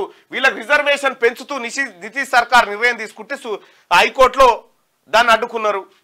మరి ఇప్పుడు ఈ 63% ఇవ్వకపోతే నవంబర్లో ఈయన గెలుస్తాడా? రెండో అంశం, బీహార్కు ప్రత్యేక హోదా తీసుకొస్తే ఇటు ఆంధ్రప్రదేశ్ అడుగుతుంది, మిగతా రాష్ట్రాలు కూడా ఒడిశా కాడి నుంచి అన్ని రాష్ట్రాలు అడుగుతాయి. కాబట్టి ఇప్పుడు ఇది ముట్టుకున్నా రెండు పెంటై కూర్చుంటాయి. మరి ఈ రెండింటిని ముట్టుకోకుండా నితీష్ కుమార్ ఎన్డీఏలో కొనసాగేటువంటి పరిస్థితులు ఉన్నాయి. కాబట్టి నరేంద్ర మోడీ ప్రభుత్వం ఉంటుందా పోతుందా అని ఇట్లా ఇగో ఈ పంచాయతీ వచ్చి పడ్డది. అంటే మాక్సిమం ఎవరు నితీష్ కుమార్ ఇదివరకే 2-3 సార్లు కూటమిలు మార్చిండు. ఆయనకు పెద్ద లెక్కేం కాదు. ఇట్లా పోయి ఆ హోటల్ కాడ చాయ్ తాగి వచ్చిన ఈజీగా తాగేసి వస్తాడు. రాహుల్ గాంధీ కూడా అదే వ్యాఖ్యలు చేసిండు కదా, ఉంటాడా ఇటు వస్తాడా అటు పోతాడా? ఏదైనా జరుగుతుంది. ఒకసారి రాహుల్ గాంధీ గారు చెప్పినటువంటి వ్యాఖ్యలను తీసుకుందాం. నీట్ పరీక్ష లీక్ కాలేదని మీరే అంటున్నారు. మొన్నటిదాకా ఒక ఆయన పంపే ఈ రెహమాన్ లీక్ చేసిండు, అబ్దుల్ లీక్ చేసిండు, ఈ ముస్లింలంతా లీక్ చేసిండు వీళ్ళే ప్రచారం చేసి ఆ మంత్రి ఏమంటే ఇప్పుడు అసలు ఎవిడెన్సే లేదంటాడు. మరి వీళ్ళంతా అవలగాలేనా? ఇక ఆర్థిక సర్వే పూర్తి వివరాలు బిజినెస్ పేజీలో ఉన్నాయంటూ ఒక వార్తను చూడొచ్చు. ఇక నిధులు ఇవ్వండి, మూసి పరిరక్షణకు 10,000 కోట్లు కావాలి, నల్లా కనెక్షన్ల ఏర్పాటుకు 16,000 కోట్లు అవసరం, జల్ జీవన్ మిషన్ నిధులు మంజూరు చేయండి, ధాన్యం బకాయిలు 1,468 కోట్లు చెల్లించండి, గ్యాస్ సబ్సిడీని ముందే చెల్లిస్తాం, అనుమతి ఇవ్వండి. కేంద్ర మంత్రులకు సీఎం రేవంత్ విజ్ఞప్తులు, రాహుల్ ఖర్గేతో రేవంత్ బట్టి ఉత్తమ్ భేటీ. RRR నిర్మాణాన్ని వేగం చేయండి, కేంద్రానికి మంత్రి కోమటిరెడ్డి వినతి పత్రం సమర్పించినట్టుగా.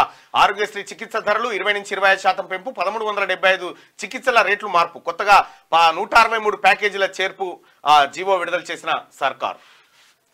ఇది ఇట్లుంటే బీహార్ కు హోదా ఇవ్వలేమని చెప్పి కులంకషంగా చెప్పేసిరు.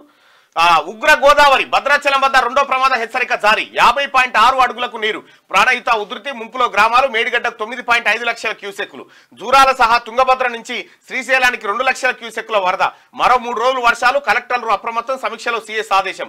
ఏపీలోని రాజమహేంద్రవరం వద్ద సముద్రాన్ని తలపిస్తున్న గోదావరి ఉధృతిలో భద్రాచలంలో నీట మునిగిన స్నానఘట్టాలు, కళ్యాణకట్ట ప్రాంతం. గోదావరి ఇప్పుడు ఉగ్ర రూపంలో ఉందట ఎగువ కురుస్తున్నటువంటి వర్షాలతోటి. భారత పరీక్షా వ్యవస్థ ఒక మోసం, డబ్బుంటే దానిని కొనవచ్చని చాలా మంది నమ్ముతున్నారు. ప్రతిపక్షం భావన కూడా అదే. లోక్సభలో రాహుల్ గాంధీ మాట్లాడిండు. విద్యా మంత్రి ధర్మేంద్ర ప్రధాన్ రాజీనామా చేయాలని చెప్పేసి అఖిలేష్ కుమార్ డిమాండ్ చేసిండు.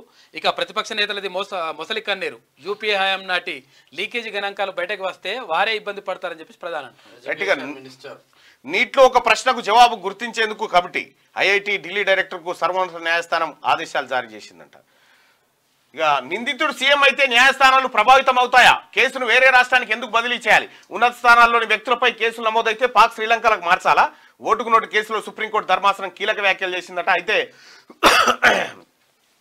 ఓటుకు నోటు కేసు అయితే ఏదైతే ఉందో ముఖ్యమంత్రి రేవంత్ రెడ్డి గారికి సంబంధించినటువంటి కేసు, ఆ కేసును మధ్యప్రదేశ్కు బదిలీ చేయాలని చెప్పి జగదీశ్వర్ రెడ్డి డిమాండ్ చేస్తా ఉన్నాడు.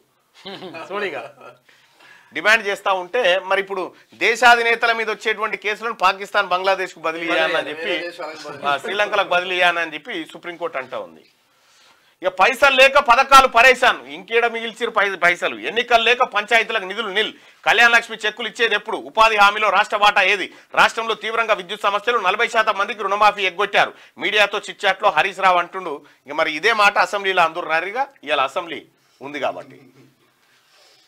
బిల్లులే కీలకం, పూర్తిస్థాయి బడ్జెట్ తో పాటు ప్రభుత్వ ప్రాధాన్య బిల్లులపై చర్చ, ఆమోదం.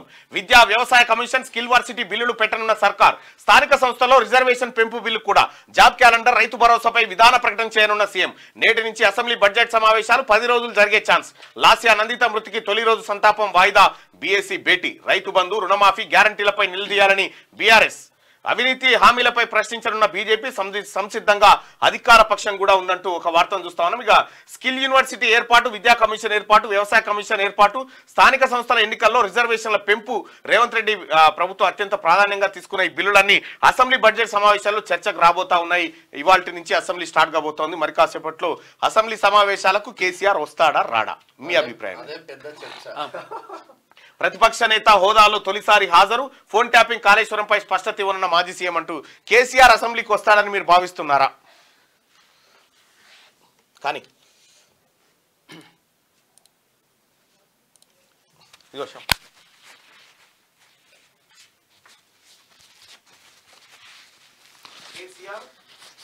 అసెంబ్లీకి వస్తారా రారా? స్మితా సబర్వాల్ మెంటల్లీ అన్ఫిట్, దివ్యాంగులపై వేతనాలు ఎన్నడో, కాంట్రాక్ట్ అవుట్సోర్సింగ్ ఉద్యోగుల అవస్థలు, వైద్య శాఖలో 30,000 మందికి 2 నెలలుగా బాకీ. అంగన్వాడీ టీచర్లు, ఆయలది అదే పరిస్థితి, కుటుంబాలు గడిచే పరిస్థితి లేదని ఆవేదన. మధ్యాహ్న భోజనంలో 7 నెలలుగా పెండింగ్ ఉందంట. వాళ్ళందరూ చేస్తా ఉన్నారు. చేయాల్సిన అవసరం రాష్ట్ర ప్రభుత్వం పైన ఉంది. రాష్ట్ర ప్రభుత్వ కాంట్రాక్ట్ అవుట్సోర్సింగ్ ఉద్యోగులకు సకాలంలో వేతనాలు అందించడం లేదు. కొన్ని విభాగాల్లో నెలల తరబడి పెండింగ్ లో ఉంటున్నాయి. అయితే అసలే అట్లా గతం నుంచి అంతా జరుగుతుంది కథంతా. గట్టిగా స్మితా సబర్వాల్ మెంటల్లీ అన్ఫిట్, దివ్యాంగులపై వ్యాఖ్యలను ఉపసంహరించుకోవాలి, 24 గంటల్లో క్షమాపణ చెప్పాలి, లేదంటే నిరవధిక నిరసన దీక్ష. ఐఏఎస్ శిక్షకురాలు భారలత, ఐఏఎస్ అధికారి వ్యాఖ్యలతో ఏకీభవించను హరీష్ రావు. క్షమాపణలు చెప్పాలని తమ్మినేని, దివ్యాంగుల ఆగ్రహజ్వాలలు, పోలీసులకు ఫిర్యాదులు. సో ఇక్కడ స్మితా సబర్వాల్కి వాస్తవానికి ఆమెకు శాఖనో ఏదో పని ఇస్తేనేమో ఆమె పని చేసుకుంటుండు, ఆమెకి ఏమి ఇయ్యలే. ఉన్నప్పుడు కేసీఆర్ తోటి కేసీఆర్ ఫ్యామిలీతో అంటా కాకుండా 10 ఏళ్ల పాటు హెలికాప్టర్లో తిరిగి ఆమెకు జనం కనిపించలేరు. ఇక్కడ దివ్యాంగులు ఆగ్రహజాలను వ్యక్తం చేస్తా ఉన్నారు.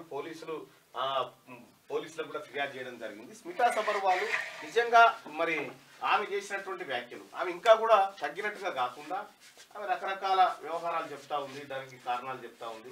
ఫస్ట్ ఆఫ్ ఆల్ మీరు ఐఏఎస్ అనేటువంటి ఆ పోస్ట్కు మీరు మద్దతు తెచ్చినారు తల్లి. మీరు వీలైతే ఆ పోస్ట్ నుంచి తప్పుకుంటే బెటర్, ఎందుకంటే కాళేశ్వరం భగీరథలో మంచిగానే కొట్టేసారు కాబట్టి పెద్దగా మీకేం ఫరాక్ పడది. ఆ వ్యాఖ్యల పైన మీరు రిప్లై ఇవ్వాలి, లేదంటే డిఓపిటి కంప్లైంట్స్ పోతాయి. ఖచ్చితంగా మీ పైన చర్యలు తీసుకోవాలని రాష్ట్ర ప్రభుత్వాన్ని అందరు డిమాండ్ చేస్తావు, ఇంక్లూడింగ్ ఐఏఎస్. మీ అభిప్రాయం చెప్పండి స్మితా సబర్వాల్ పై.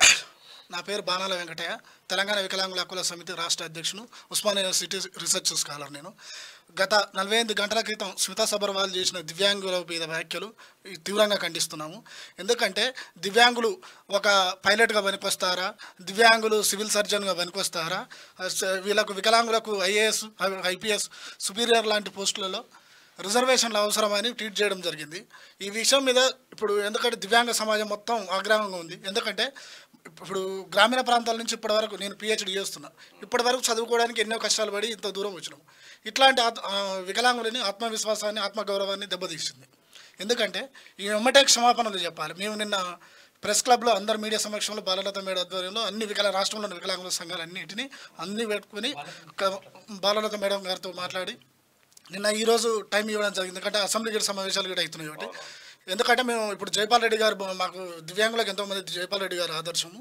ఎందుకంటే ఆ విగ్రహం దగ్గరనే మేము నిరాహార దీక్ష చేస్తాం. ఇవాళ 11 గంటల వరకు మాకు క్షమాపణలు చెప్పి ప్రభుత్వం ఆమె పైన చర్యలు తీసుకోకపోతే. ఎందుకంటే ఇప్పుడు జైపాల్ రెడ్డి గారే చూసుకుందాం, ఆయన నడవరేయకున్నా కానీ కేంద్ర మంత్రిగా చేసి ఎన్నో రాజకీయాలు ఆయన ఫీల్డ్ మీద పోయి ఆయన ప్రత్యక్షంగా ఎన్నికలలో పార్టిసిపేట్ చేసి గెలిచిండు. ఉత్తమ పార్లమెంట్ అవార్డు గిట్ వచ్చింది.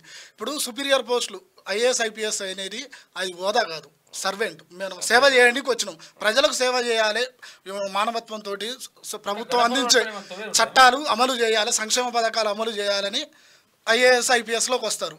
మీకు తెలుసో లేదో మేడం గారు, గత సంవత్సరం సుప్రీంకోర్టు గిట ఈవెన్ డిజేబుల్ పర్సన్స్ గిట ఐపీఎస్కు ఆప్షన్ పెట్టుకోవచ్చు అని ఇచ్చింది, తెలుసో లేదో. ఇప్పుడు మాకు చట్టాలు రాజ్యాంగము, మాకు అంబేద్కర్ రాజ్యాంగం రచించినప్పుడు వికలాంగులు లేరు, అప్పుడు రాయలేదు. కానీ మన భారత రాజ్యాంగం ఏం చేసింది, సవరించుకోవచ్చు చట్టాలని చేస్తూ మాకు ఎన్నో సంఘాలు, ఐక్యరాజ్య సమితి ఏది అందరూ అన్ని దేశాలు ఒప్పందం చేసుకొని 1995 చట్టం తీసుకురావడం జరిగింది.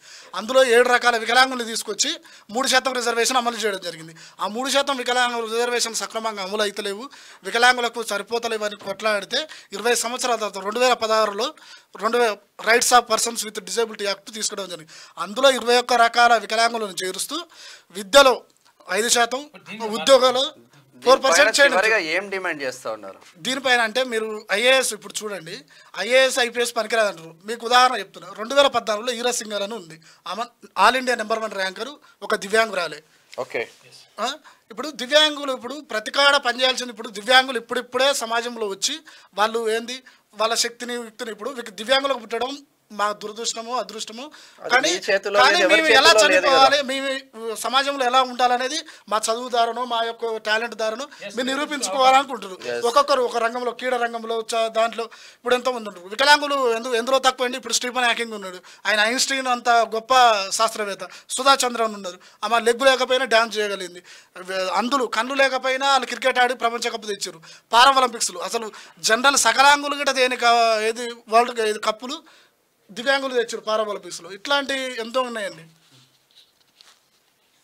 మా వాయిస్ని ఇవ్వడానికి క్యూ న్యూస్కు ఆహ్వానించినటువంటి సుదర్శనానికి, క్యూ న్యూస్ యాజమాన్యానికి మా యొక్క ప్రత్యేక ధన్యవాదాలు. సోషల్ మీడియా వేదికగా సీతా సబర్వాల్ చేసినటువంటి వ్యాఖ్యలను ఉస్మానియా యూనివర్సిటీ విద్యార్థులుగా తెలంగాణ వికలాంగుల హక్కుల సమితి ఆర్గనైజేషన్ తరఫున మేము తీవ్రంగా ఖండిస్తున్నాం. ఒక దివ్యాంగుడు సివిల్స్ ఎగ్జామ్ వరకు వచ్చిందంటే అది ఒక గొప్ప అచీవ్మెంట్గా భావించాలి.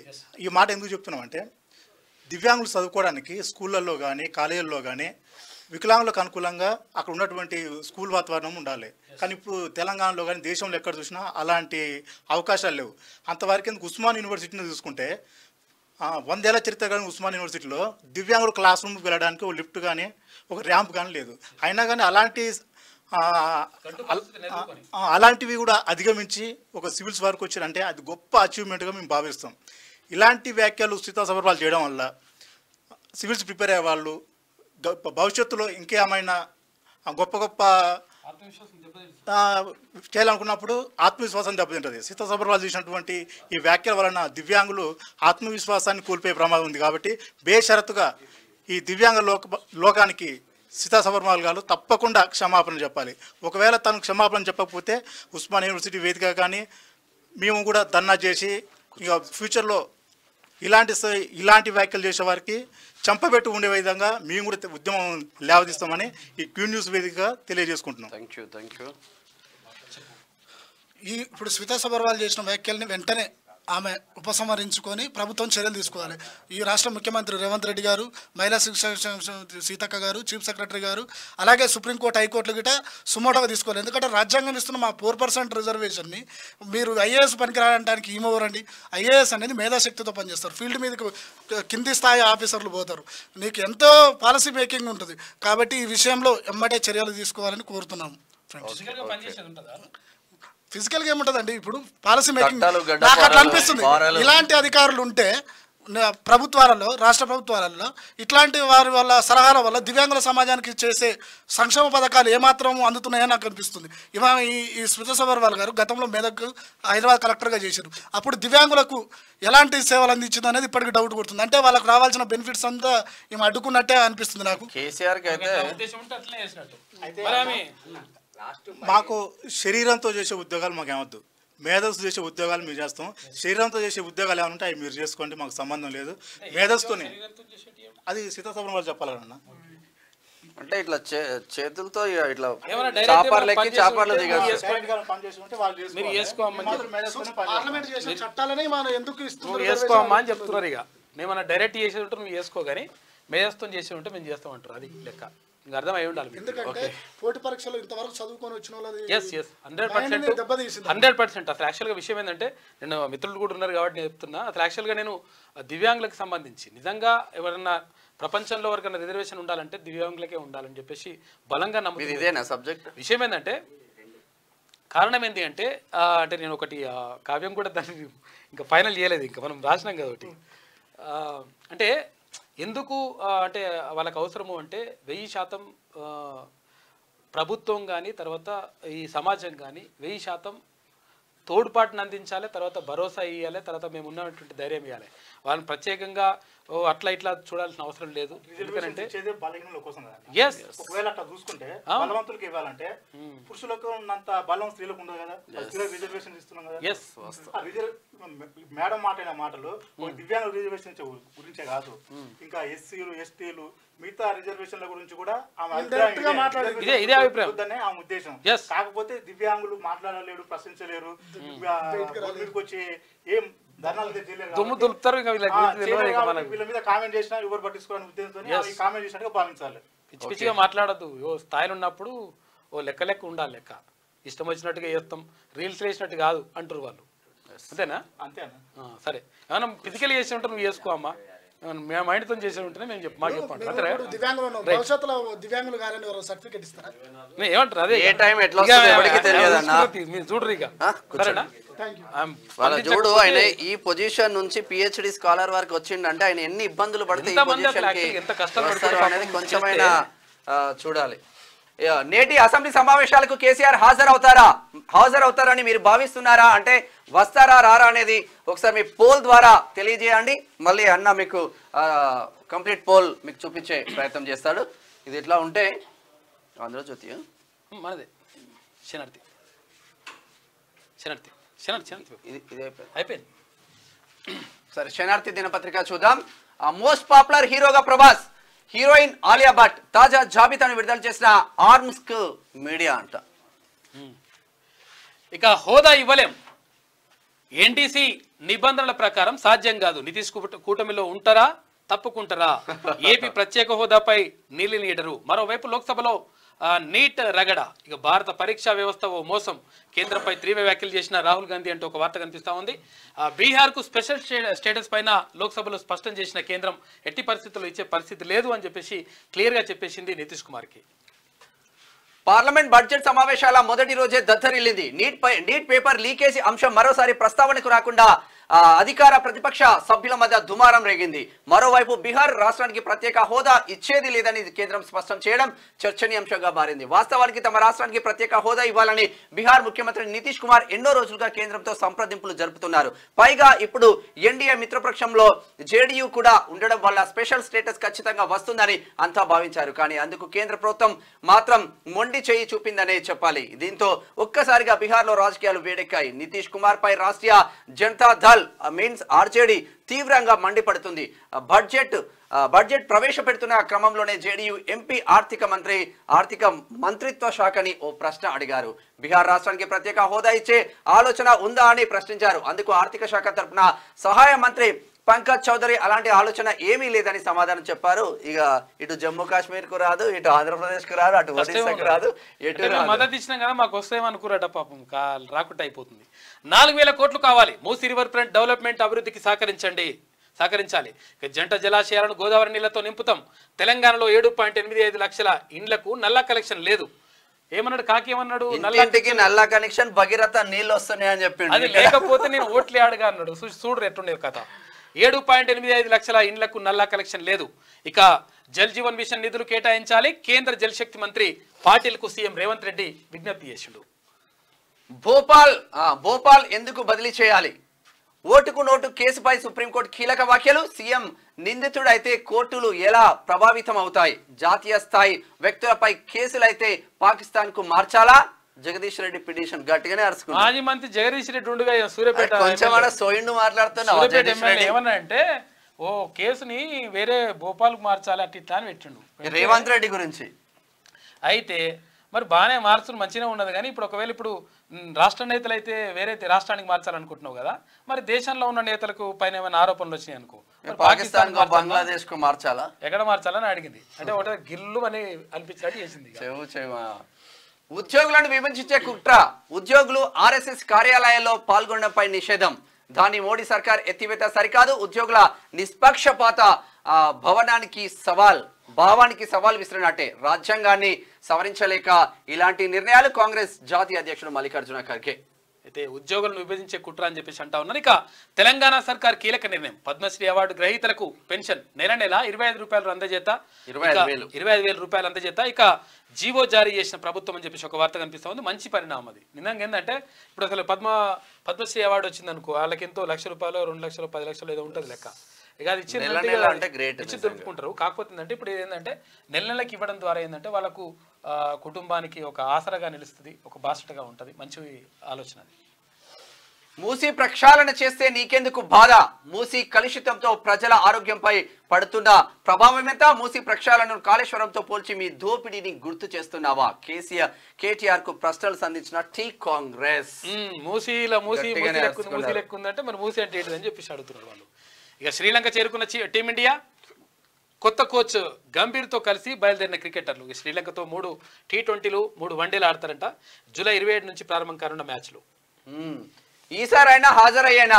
గత అసెంబ్లీ సమావేశాలకు కాక డుమ్మా, తాజా సమావేశాలకు అయినా వస్తారా? గులాబీ ఎమ్మెల్యేలనే పంపుతారా? బీఆర్ఎస్ పార్టీ నుంచి ఇంకా కాని రాని క్లారిటీ. మరి 2 రోజుల్లో వస్తాడా రాడా? ఇక ఈ 2 రోజుల గులాబీ ఎమ్మెల్యేలు ఎంతమంది మళ్ళీ కాంగ్రెస్ కు పోతారు అనేది సర్ప్రైజ్ జరుగుతుంది. 13 మంది పోతే కథమేనా? ఇక అధికారంలో ఉన్నన్ని రోజులు సెక్రటేరియట్ కు రాని కేసీఆర్ ఫామ్ హౌస్ నుంచే పాలన చేసిండు. అయితే అధికారం పోయిన అహంకారం వీడని కాక అసెంబ్లీకి రాకుండా ఇంటికే పరిమితమైండు. త్వరలో జరగనున్న అసెంబ్లీ త్వరలో కాదు ఇయాలటి నుంచి ఇక అసెంబ్లీ సమావేశాలకు అయినా హాజరవుతాడా లేక ఎమ్మెల్యేలను మాత్రమే పంపుతాడా అనే దానిపై సందిగ్ధత నెలకొనిందట. గెలుపోటములు సమానంగా స్వీకరించని కేసీఆర్ తీరుపై రాజకీయ విశ్లేషకులు విస్మయం వ్యక్తం చేస్తున్నారంట. 9 ఏళ్లల్లా ఇట్లా ఆగం చేసిండు కాక 9.5 ఏళ్లల్లా ఇప్పుడు కూడా మరి వస్తాడా రాడా, ముఖం ఉన్నదా లేదా అని అంటున్నారు. 317 జీవోపై కేబినెట్ సబ్ కమిటీ భేటీ 9 ప్రభుత్వ శాఖలపై సుదీర్ఘ చర్చ పాత జిల్లాల వారీగా ఉద్యోగుల సర్వీస్ ప్రమోషన్ అంశాలను పరిగణలోకి తీసుకోవాలి యుద్ధ ప్రతిపాదికన పూర్తి సమాచారం ఇవ్వాలి మంత్రి దామోదర రాజనరసింహ మంచి నిర్ణయం 100% 317 జీవో సంబంధించి కూడా నిర్ణయం తీసుకోవాలి ఎందుకంటే చాలా మంది ఇబ్బంది పడతా ఉన్నారు అయితే ఒక చోట భార్య ఉంటది ఒక చోట భర్త ఉంటాడు ఒక చోట తల్లిదండ్రులు ఉంటారు ఒక చోట పిల్లలు ఉంటారు చెట్టుకోరు పుట్టకోరు అయిపోయినారు కాబట్టి 100% చదువులు వాళ్ళని రకరకాలుగా స్పౌజ్ కూడా వాళ్ళందరూ కూడా ఇబ్బంది పడతా ఉన్నారు తర్వాత ఇంకోటి ఏంటంటే ఈ 317 జీవో తోటి ఈ జిల్లాలో ఆడున్న లీడ ఆగమాగా ఉన్నది కథ కాబట్టి 100% సెట్ చేయాల్సిన అవసరం ఉన్నది ట్రాన్స్ఫర్లు కూడా గట్టిగానే చేస్తున్నారు అని చెప్పేసి నిన్న ఇదే వైద్య శాఖలు వచ్చి ఉండే అన్ని శాఖలలో అట్లనే ఉందంటే ఉగ్ర గోదావరికి పెరుగుతున్న వరద రెండో ప్రమాద హెచ్చరిక జారీ ఎడపదెరిపి లేకుండా వర్షాలతో పొంగి పొర్లుతున్న వాగులు వంకలు పునరావాస కేంద్రాల ఏర్పాటు చేసిన అధికారులు మరో 3 రోజుల పాటు తెలంగాణలో వర్షాలు వస్తాయంట భారీ వర్షాలు కురుస్తాయని వాతావరణ కేంద్రం చెప్తా ఉంది మరి చిత్తుబొత్తు చెప్తా ఉంది వాతావరణ కేంద్రం ఇంతకు ముందు కూడా ఫుల్ వర్షాలు అని చెప్పింది వర్షాలే రాలేదు ఫుల్ అంటే నీళ్ళు అయిందా ప్రజలకు అండగా సీతక్క ములుగు జిల్లా సహాయక చర్యల్లో పాల్గొన్న మంత్రి వర్షాలు వరదల ప్రభావంపై ఆరా పండ్లు బ్రెడ్ ప్యాకెట్లు పంపిణీ బోగాత జలపాతం వద్ద మహిళా శక్తి క్యాంటీన్ ప్రారంభించింది సీతక్క ఎక్కడ కష్టాలు ఉంటే అక్కడ పోయి సీతక్క మంచి నిలబడుతుంది ఇక సిఐ కిషోర్ పై సస్పెన్షన్ వేటంట మరి ఏం చేసిండు ఆయన కథ సార్ నేటి మాట చూద్దాం గా చింతకింది మైసిగాడు 4000 పింఛన్ కోసం తెగర గాబరా పడుతుండు అనంగా ఇనంగా అచ్చిపోయేటోళ్ళను 4000 పింఛన్ ఎప్పుడు వస్తుందని రోజుకు 10 సార్లు అడుగుతున్నాడు కాంగ్రెస్ ప్రకటించిన 6 గ్యారెంటీలో 4000 పింఛన్ ఒక్కటే గుర్తుకుంచుకుండు పాపం వాడికి వెనుక ముందు ఎవరు లేరు ఇన్నొద్దులు ఊరోళ్ళు ఏదైనా పని చెప్పితే చేసేటోడు పని చేసేందుకు 10వ పరకో ఇస్తే కండ్లకు అద్దుకొని పోయేటోడు కానీ ఈ ఏడాది కింద తొవ్వంటి రాంగా సైకిల్ మోటార్ టక్కరై పాపం కాలిరిగిందంట పాపం అప్పటి నుంచి మైసిగానికి పావుల కొత్తల పని లేదంట అయితే సర్కారు వాళ్ళు ఇచ్చే 2000 పింఛన్తోనే వాడు బతికెళ్ళదీస్తుండు ఇప్పుడు వాడి గుడిసే కవర్ జినిగిందని కొత్త కవర్ కోసం పైసలు కావాలని తెగ దండ్లాడుతుండు ఊర్లో మైసిగాన్ని అసంటోళ్ళు మస్తుగున్నారు వెనుక ముందు ఎవరు లేని పేదోళ్ళకే ప్రభుత్వాలు ఇచ్చే పథకాలు ముందు అందాలే అందుకు ప్రజలు ప్రభుత్వాలకు సహకరించాలని చెప్పేసి పెద్దపల్లి 4000 పెన్షన్ ఎప్పుడు ఇస్తాడని రోజుకు 10 మంది 2000 ఇస్తున్నారు కదా మళ్ళీ ఇంక 4000 ఎప్పుడు ఇస్తారని అడుగుతున్నాడు అంతే పైన దానిపైన కప్పుకుంటా 2500 3000 అవుతుంది ఇది శరార్థిలో ఉన్న వార్తా కథనాలు అయితే దిశ చూద్దాం ఒకసారి ఆరోగ్యశ్రీలోకి 163 కొత్త వ్యాధులు చేరుస్తూ హెల్త్ సెక్రటరీ ఉత్తర్వులు జారీ చేసిండ్రు 1375 రకాల చికిత్సలు రేట్లు సైతం 20 నుంచి 25% పెంచిందంట ఆరోగ్యశ్రీకి అదనంగా 600 కోట్ల రూపాయల ఖర్చు హెల్త్ మినిస్టర్ దామోదర రాజనరసింహ పెరుగుతున్న ఊబకాయలు దేశంలో టాప్ 5 లో తెలంగాణ రాష్ట్రంలో సగటున 10 మందిలో ముగ్గురికి ఒబేసిటీ పురుషుల్లో 32.1% మందికి మహిళల్లో 30.1% మందికి నేషనల్ ఫ్యామిలీ హెల్త్ సర్వేలో వెల్లడించింది లావుగా అవుతున్నట మొత్తం ఇట్లా పెరుగుతున్నాయట కుండలు దాంతో ఇబ్బంది అవుతుంది ఆరోగ్యానికి కూడా 4ంటికి ప్రయారిటీ బడ్జెట్లో విద్యా వైద్యం సంక్షేమం వ్యవసాయానికి ప్రాధాన్యం ఇస్తారంట ఎల్లుండి అసెంబ్లీలో ప్రవేశపెట్టనున్న భట్టి విక్రమార్క ఇప్పటికే విద్యారంగంపై సీఎం రివ్యూ నిర్వహించిండు వైద్య రంగంలోనూ సమూల మార్పులు ఉద్యోగ సమస్యలపై స్పెషల్ ఫోకస్ సంక్షేమంపై రాజీ పడొద్దనే స్పష్టత ఇక సెంట్రల్ స్కీమ్లకు స్టేట్ మ్యాచింగ్ గ్రాంట్స్ ఆర్థికంగా దోహదపడుతుందనే భావన పెండింగ్ ప్రాజెక్టులకు నిధులు ఇవ్వాలని చెప్పేసి రాష్ట్ర ప్రభుత్వం భావిస్తా ఉందంట మరి ఎల్లుండి ప్రవేశపెట్టినటువంటి బడ్జెట్ సమావేశాలు నేటి ఉదయం 11 గంటలకు ప్రారంభం ఈ నెల 31 వరకు కొనసాగే ఛాన్స్ తొలి రోజు సంతాపాలకే పరిమితం వెంటనే బీఎస్సీ మీటింగ్ లో షెడ్యూల్ ఫిక్స్ 24న రుణమాఫీపై స్వల్పకాలిక చర్చ 25న ఉభయ సభల్లో బడ్జెట్ సెషన్ కు కేసీఆర్ వస్తాడంట బీఆర్ఎస్ వర్గాలు చెప్తున్నాయి మరి ఏం చేస్తారో చూడాలి ఇక ఇవాళనే కేంద్ర బడ్జెట్ ఉదయం 11 గంటలకు ప్రవేశపెట్టున్న ఫైనాన్స్ మినిస్టర్ లోక్సభలో ఆర్థిక సర్వే ప్రవేశపెట్టిన నిర్మలా సీతారామన్ ఇక దేశ ఆర్థిక వ్యవస్థ పటిష్టంగా స్థిరంగా ఉందని వెల్లడి 2024-25లో జీడిపి వృద్ధి 6.5 నుంచి 7% అంచనా ఏటా 78.5 లక్షల ఉద్యోగాలు అవసరమని స్పష్టీకరణ బీహార్కు ప్రత్యేక హోదా ఇవ్వలేమని చెప్పేసి కేంద్ర ప్రభుత్వం చెప్తా ఉంది అమృత్ కాల్లో ఇది మైలురాయి బడ్జెట్ అని చెప్పేసి ప్రధానమంత్రి నరేంద్ర మోడీ అంటా ఉన్నాడు మేము విడిగా కూర్చుంటాం, స్పెషల్ సీటింగ్ ఏర్పాటు చేయండి. స్పీకర్ కు బీఆర్ఎస్ నుంచి కాంగ్రెస్ లో చేరిన 10 మంది ఎమ్మెల్యేల రిక్వెస్ట్. కాంగ్రెస్ లోనే కూర్చోండి, స్పెషల్ గా ఎందుకే? రెండు పార్టీలకు సమదూరంగా ఉంటామని విజ్ఞప్తి, నిర్ణయం వెల్లడించని సభాపతి. అయితే శ్రీపాదరావు హయాంలో ఇలాంటి అరేంజ్మెంట్ చేసిండ్రంట. అసలు యాక్చువల్గా వీళ్ళు ఇప్పుడు బీఆర్ఎస్ లో కూర్చోవాలన్నా కాంగ్రెస్ లో కూర్చోవాలన్నా మళ్ళీ డౌట్ వస్తుంట వాళ్ళకి. దాంతో మాకు స్పెషల్ గా ఒక వరుస ఏర్పాటు చేయండి అని చెప్పేసి చెప్తా ఉన్నారు. అయితే అసలు యాక్చువల్గా లెఫ్ట్ రైట్ అంటారు చూసినావా, లెఫ్ట్ పార్టీలు రైట్ పార్టీలు అని. అయితే లెఫ్ట్ పార్టీలు రైట్ పార్టీలు అని ఏముండదు. యాక్చువల్ విషయం ఏంటంటే వీళ్ళు లెఫ్ట్ పార్టీలు అంటే ఎర్రజెండా పార్టీలు అని చెప్పేసి పార్లమెంట్లో లెఫ్ట్ సైడ్ కూర్చుంటున్నట ఎడమ చేతి మీద. తర్వాత ఇక్కడ ఏది బీజేపీ ఉంది కదా, బీజేపీ రైట్ సైడ్ కూర్చుంటుండే, అందుకని ఇది రైట్ పార్టీ అని చెప్పేసి ఇది లెఫ్ట్ పార్టీ అని చెప్పేసి అట్లా పేరు వచ్చినాయి. అయితే మన ఇప్పుడు వీళ్ళు మధ్య పార్టీ, ఇప్పుడు వీళ్ళు మధ్య పార్టీ ఇట్లా ఏమైనా ఏర్పాటు చేయాలి, అట్లా ఏం లేదు. మొత్తం గంపగూత తీసుకొచ్చి మొత్తం గుమ్మరిస్తారంట. టెన్షన్ పడకూరి మొత్తం. ఇప్పుడు వాళ్ళ బాధ ఏం లేదు, కాంగ్రెస్ వాళ్ళ దగ్గర కూర్చుంటే మళ్ళీ వీళ్ళు సుప్రీంకోర్టుకి వెళ్ళే అవకాశం ఉందని చెప్పేసి సపరేట్ గా కూర్చున్నామని చెప్పేసి ఈ కూర్చొని కూర్చొని ఎన్నో దగ్గర. నీట్ పై ప్రతిపక్షాల రగడ. కేంద్ర మంత్రి ధర్మేంద్ర ప్రధాన్ కు వ్యతిరేకంగా నినాదాలు. భారత పరీక్ష వ్యవస్థ ఒక మోసం. రాహుల్ గాంధీ. పేపర్ లీకేజ్ల విషయంలో ప్రభుత్వం రికార్డ్. అఖిలేష్ యాదవ్. కర్ణాటకలో నీట్ రద్దు, బిల్లుకు రాష్ట్ర కేబినెట్ ఆమోదం. మే 4వ తేదీకి ముందే నీట్ పేపర్ లీక్ అయిందంట. పిటిషన్ల విచారణ సమయంలో సిజే డివై చంద్రచూడ్ సందేహం వ్యక్తం చేసిండు. ఇక మూసీకి 10,000 కోట్లు ఇవ్వండి. జల్ జీవన్ మిషన్ కింద 16,000 కోట్లు సాయం చేయండి. కేంద్రానికి సీఎం రేవంత్ రిక్వెస్ట్. వంట గ్యాస్ సబ్సిడీని ముందే చెల్లిస్తాం. ఆయిల్ కంపెనీలకు అర్థం చేయించండి.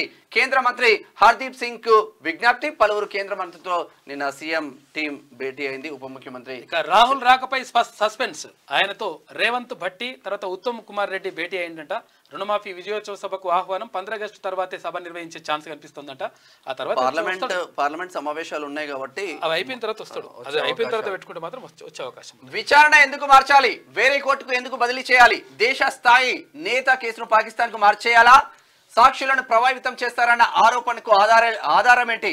ఓటుకు నోటు కేసుపై సుప్రీం బెంచ్ ప్రశ్న. మాజీ మంత్రి జగదీశ్వర్ రెడ్డి పిటిషన్ పై ధర్మాసనం కీలక వ్యాఖ్యలు. రేవంత్ రెడ్డికి సంబంధించిన ఎందుకు మార్చాలన్నా నువ్వు పరిశాన్ ఏంది? నీకు ఇంది ఈడైతే ఏంది, ఆడైతే ఏంది, ఏడేస్తే ఏంది? విచారణ జరుగుతుంది అని చెప్పేసి కోర్టు మొత్తం మీద ఒకటి గుడ్డినట్టు చేసిందట అన్నది. అట్లా ఇప్పుడు ఇంట్లో అన్నదమ్ముల పంచాయతీ అయితే ఇంట్లో చేసుకుంటారు, లేదంటే పెద్ద మనుషులను తీసుకొని చేసుకుంటారు. పక్క రాష్ట్రంలో పోయి అయితే చేసుకోరుగా. ఇక స్మితా సబర్వాల్ వ్యాఖ్యలపై ఐఏఎస్ లో చర్చ. ఓపెన్ గా రియాక్ట్ కావడానికి విముఖత. ఆమెకు సపోర్ట్ ఇవ్వద్దనే భావనలో పలువురు ఉన్నారంట. ఇక అవసరమని కొందరి అభిప్రాయం. ఒంటరి అయిపోయినా అనవసరమని కొందరి అభిప్రాయం అంట. ఒంటరి అయిపోయిన లేడీ ఆఫీసర్ అని చెప్పేసి ఈమె మంచి పేరుండే మంచి కేసులు. ఆమె మంచిది తర్వాత కన్నీళ్లు పెట్టుకున్నది ఇట్లా చూసి అవన్నీ నిజంగానే అనుకున్నారు. ఎప్పుడు అక్కడ ఏది సిద్దిపేట కలెక్టర్ ఉన్నప్పుడు. ఇక తర్వాత తీసుకొచ్చి సీఎం ఆఫీస్లో పెట్టుకోండి కేసీఆర్ కాక పెట్టుకొని మరి ఆడనే ఉన్న తర్వాత ఈమెకి ఏందో మరి దివ్యాంగులు అంటే అసలు యాక్చువల్గా గౌరవించాలి. నువ్వు ఒక ఐఏఎస్ ఆఫీసర్వి, నువ్వు నిజంగా అట్లా మాట్లాడితే మరి ఏందో. మీ దగ్గరికి కూడా ఒక కలెక్టర్ ఉన్నప్పుడు ఎంతో మంది దివ్యాంగులు వస్తూ ఉంటారు. ఎట్లా చూసినట్టు ఎంత వివక్షతో చూసినట్టు అంతేనా కదా? ఇటువంటి వాళ్ళని మరి ఎట్లా ఐఏఎస్లు సెలెక్ట్ చేస్తారో ఏం పాడు మరి అర్థమైతలేదు. 10,000 కోట్ల భూమి సర్కార్దే. సర్వే నెంబర్ 46 లో 84 ఎకరాలు ప్రభుత్వానిదే. తీర్పును వెలువరించిన సుప్రీంకోర్టు. రాయదుర్గ్ పై ముగిసిన వివాదం.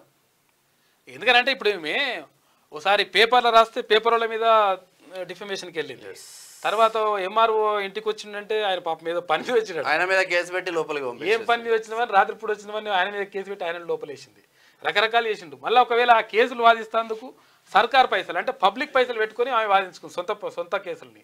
ఇవన్నీ చేసింది. సుప్రీంకోర్టు హైకోర్టు అన్నది, అరే ఏందమ్మా నువ్వు అట్లా చేస్తావు, కథ ఎట్లా అవుతుంది లెక్క, నువ్వు సొంత కేసులకి ఆ పైసలు ఎట్లా పెట్టమన్నట్టవని. సెల్ ఫోన్ కొనివ్వలేదని విద్యార్థిని ఆత్మహత్య. ఉరేసుకొని సూసైడ్. మెదక్ జిల్లా రుక్మాపూర్ లో సెల్ ఫోన్ తో సర్వనాశనం అవుతుందిరా. సెల్ ఫోన్ లేకుండా ప్రశాంతంగా ఉండొచ్చు. వాహనాలపై కూలిన చెట్టు. ఒకరు మృతి, 2కి గాయాలంట. హైదరాబాద్ శాలిబండ పిఎస్ పరిధిలో ఘటన జరిగింది. సోదరుడి కుటుంబాన్ని కడతీర్చిన మాజీ జవాన్. ఒకరి తర్వాత ఒకరిపై గుడ్డలతో దాడి. 5గురు మృతుల్లో చిన్నారులు 2. హర్యానాలో ఘటన. భూ వివాదమే కారణం. భూమి పంచాయతీ గాడి తీసింది. ఇక రెండో విడత రుణమాఫీకి రెడీ.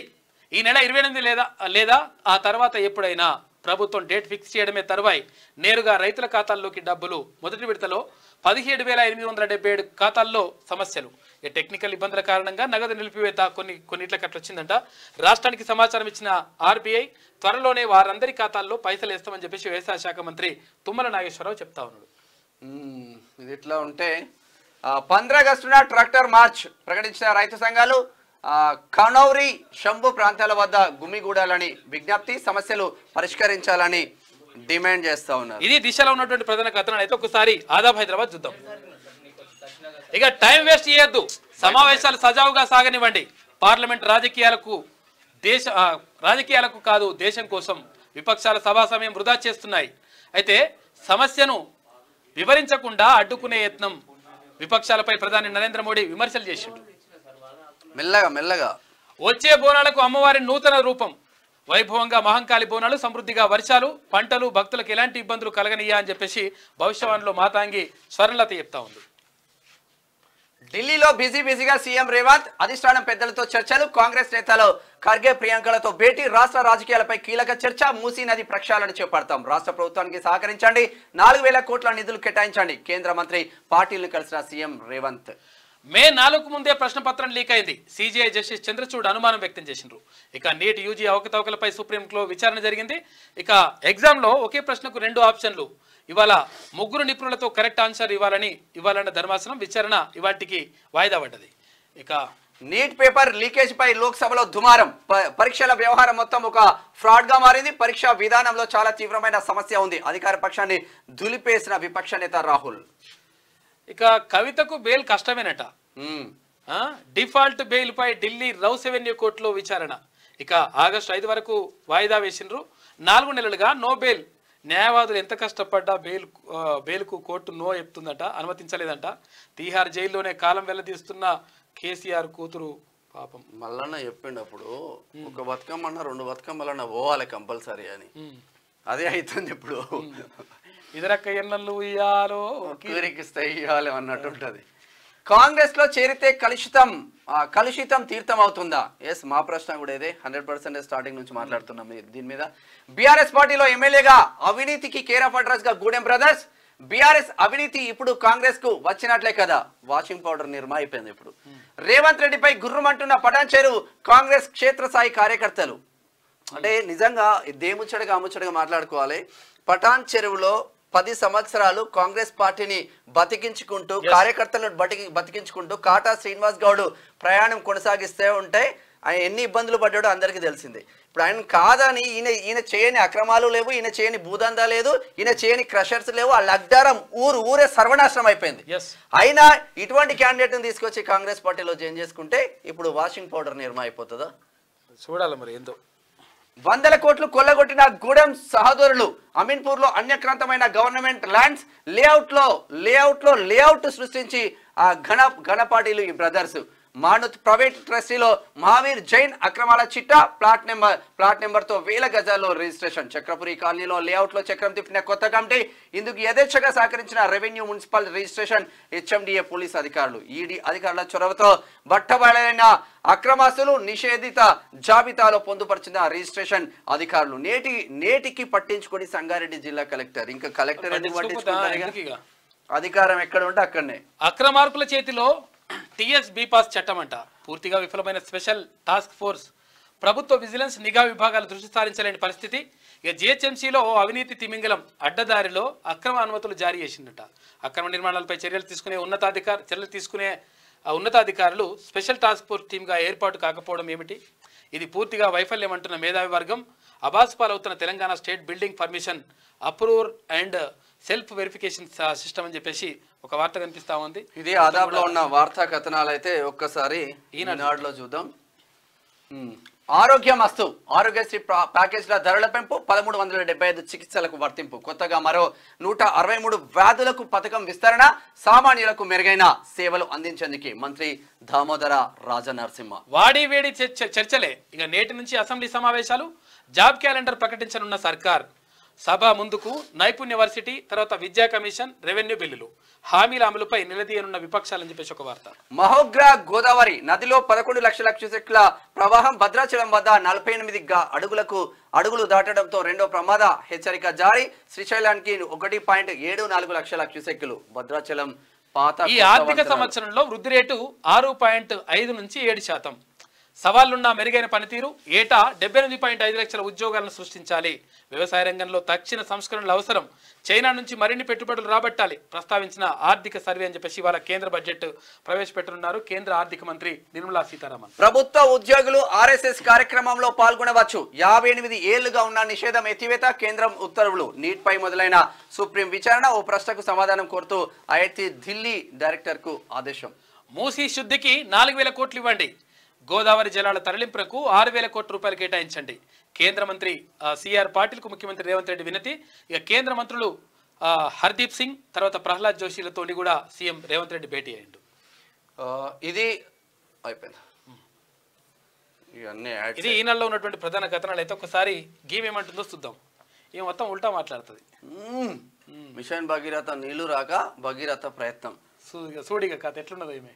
ఇందాకనే నల్ల కనెక్షన్ నీళ్ళు ఎందుకు రాలేదు, మన మిషన్ భగీరథ నీళ్ళు ఎందుకు రాలేదు, నల్లాళ్ళు ఎందుకు లేవా, లేనట్టే లెక్క. మరి లేదంటే కేసీఆర్ చెప్పింది అబద్ధం అన్నట్టు లెక్క. అంటే కేసీఆర్ ఉన్నప్పుడు వచ్చినా ఇప్పుడు రావట్లేదు అన్న అది నడుస్తా ఉంది ఇక్కడ. కరెంటు తీగలు పట్టుకొని రైతన్న ఆత్మహత్య. ఇది అయితే జరగకూడదు నిజంగా. చిన్నబోయిన చదువులపై చిన్నారుల పోరాటం. మీ దగ్గర ఆగి షాద్నగర్ నియోజకవర్గంలో మేమే బోలెడు కథనాలు వేస్తాం. ఒక్క బస్సు ఇయ్యండ్రా నాయన పిల్లల కోసం అంటే పట్టించుకొని మీరు ఇప్పుడు రాతలు రాస్తా ఉన్నారు. సభాపర్వం సమస్యల తోరణం. 4 అంచెల కంచెల నడమా నేటి నుంచి అసెంబ్లీ సమావేశం. నువ్వు వేరేదాయే, నువ్వు పెద్ద వేసుకుంటావు కాడ అదేమంటారు దాన్ని ప్రగతి భవన్ పేరు పెట్టి గడియలు నిర్మించుకున్నావు కదా, నిర్మించుకుంటావు కదా. కాక ఫోటో చూడు. ఇప్పుడు ఫైట్ గా స్టార్ట్ కాబోతుంది. బాల కేసీఆర్ సర్కార్ వైఫల్యాలపై సమరమే. సమరం గతి తప్పిల పాలన, మొద్దు నిద్రలో ప్రభుత్వం. అన్ని వర్గాలు రోడ్లపై. అచ్చా, మిత్తిపై తప్పుడు లెక్క. కట్టేది 2,000 కోట్లు, చెప్పేది 7,000 కోట్లు. అట చూసుకోయిగా. నేను తక్కువ మిత్తి తెచ్చిన అడ్డం అంత తెలియదు అంటుండే. ఇంకా కాక మాఫీపై ఫిర్యాదుల వెలువ. ఏవోల వద్దకు రైతుల పరుగులు, బ్యాంకుల వద్ద బారులు. డిసిసిబి 33,000 మందికి మాఫీ కాలేదు. ఖాతాలు సాంకేతిక కారణాలతో అవన్నీ క్లియర్ చేస్తా ఉంటుంది. ఏం కాదు, ప్రభుత్వం చేస్తూ ఉంటుంది. టెన్షన్ పడకండి ఎవరు కూడా. ఇక ధరల గాయం, నగదు సాయం, పేదలకు ఫుడ్ కూపన్లు, నకిలీ బదిలీకి ఆర్థిక సర్వే 2024 సూచన అని చెప్పేసి. అగ్నిపత్ స్కీమ్ లో స్కామ్. కట్ ఆఫ్ కంటే తక్కువ మార్కులు వచ్చిన అగ్ని వీరులుగా ఎంపిక. అందరి మార్కుల వెల్లడికి ఆర్మీకి హైకోర్టు ఆదేశం. దివాయిర్లో సంచలన కథనం. ఇక మెరిసిన సిద్దిపేట స్టీల్ బ్యాంకు ఆర్థిక సర్వేలో ప్రత్యేక ప్రస్తావన అని మరి ఎందుకు ఆరోగ్యశ్రీ ప్యాకేజ్ ధరల పెంపు. ఇవాళ కేంద్ర బడ్జెట్ ప్రవేశపెట్టినారు. శక్తి మహిళలకు సర్కారు ధోకా. ఆరోగ్యశ్రీ ప్యాకేజ్ ధరల పెంపు. ఇట్లా ఇక్కడ లాస్ట్ చిన్నగా ఇచ్చింది. 1375 చికిత్సల రేట్ల సవరణ. కొత్తగా 163 వ్యాధుల చేరిక. 54% పెరుగుతున్న బడ్జెట్.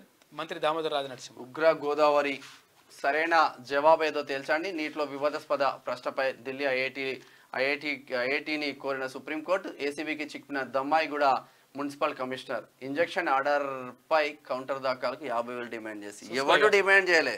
దొరికిండ్లు కానీ ఎవరు డిమాండ్ చేయలేదు. ప్రతి ఒక్క అధికారి డిమాండ్. టౌన్ ప్లానింగ్ అధికారులను ఒకసారి చెక్ చేయండి.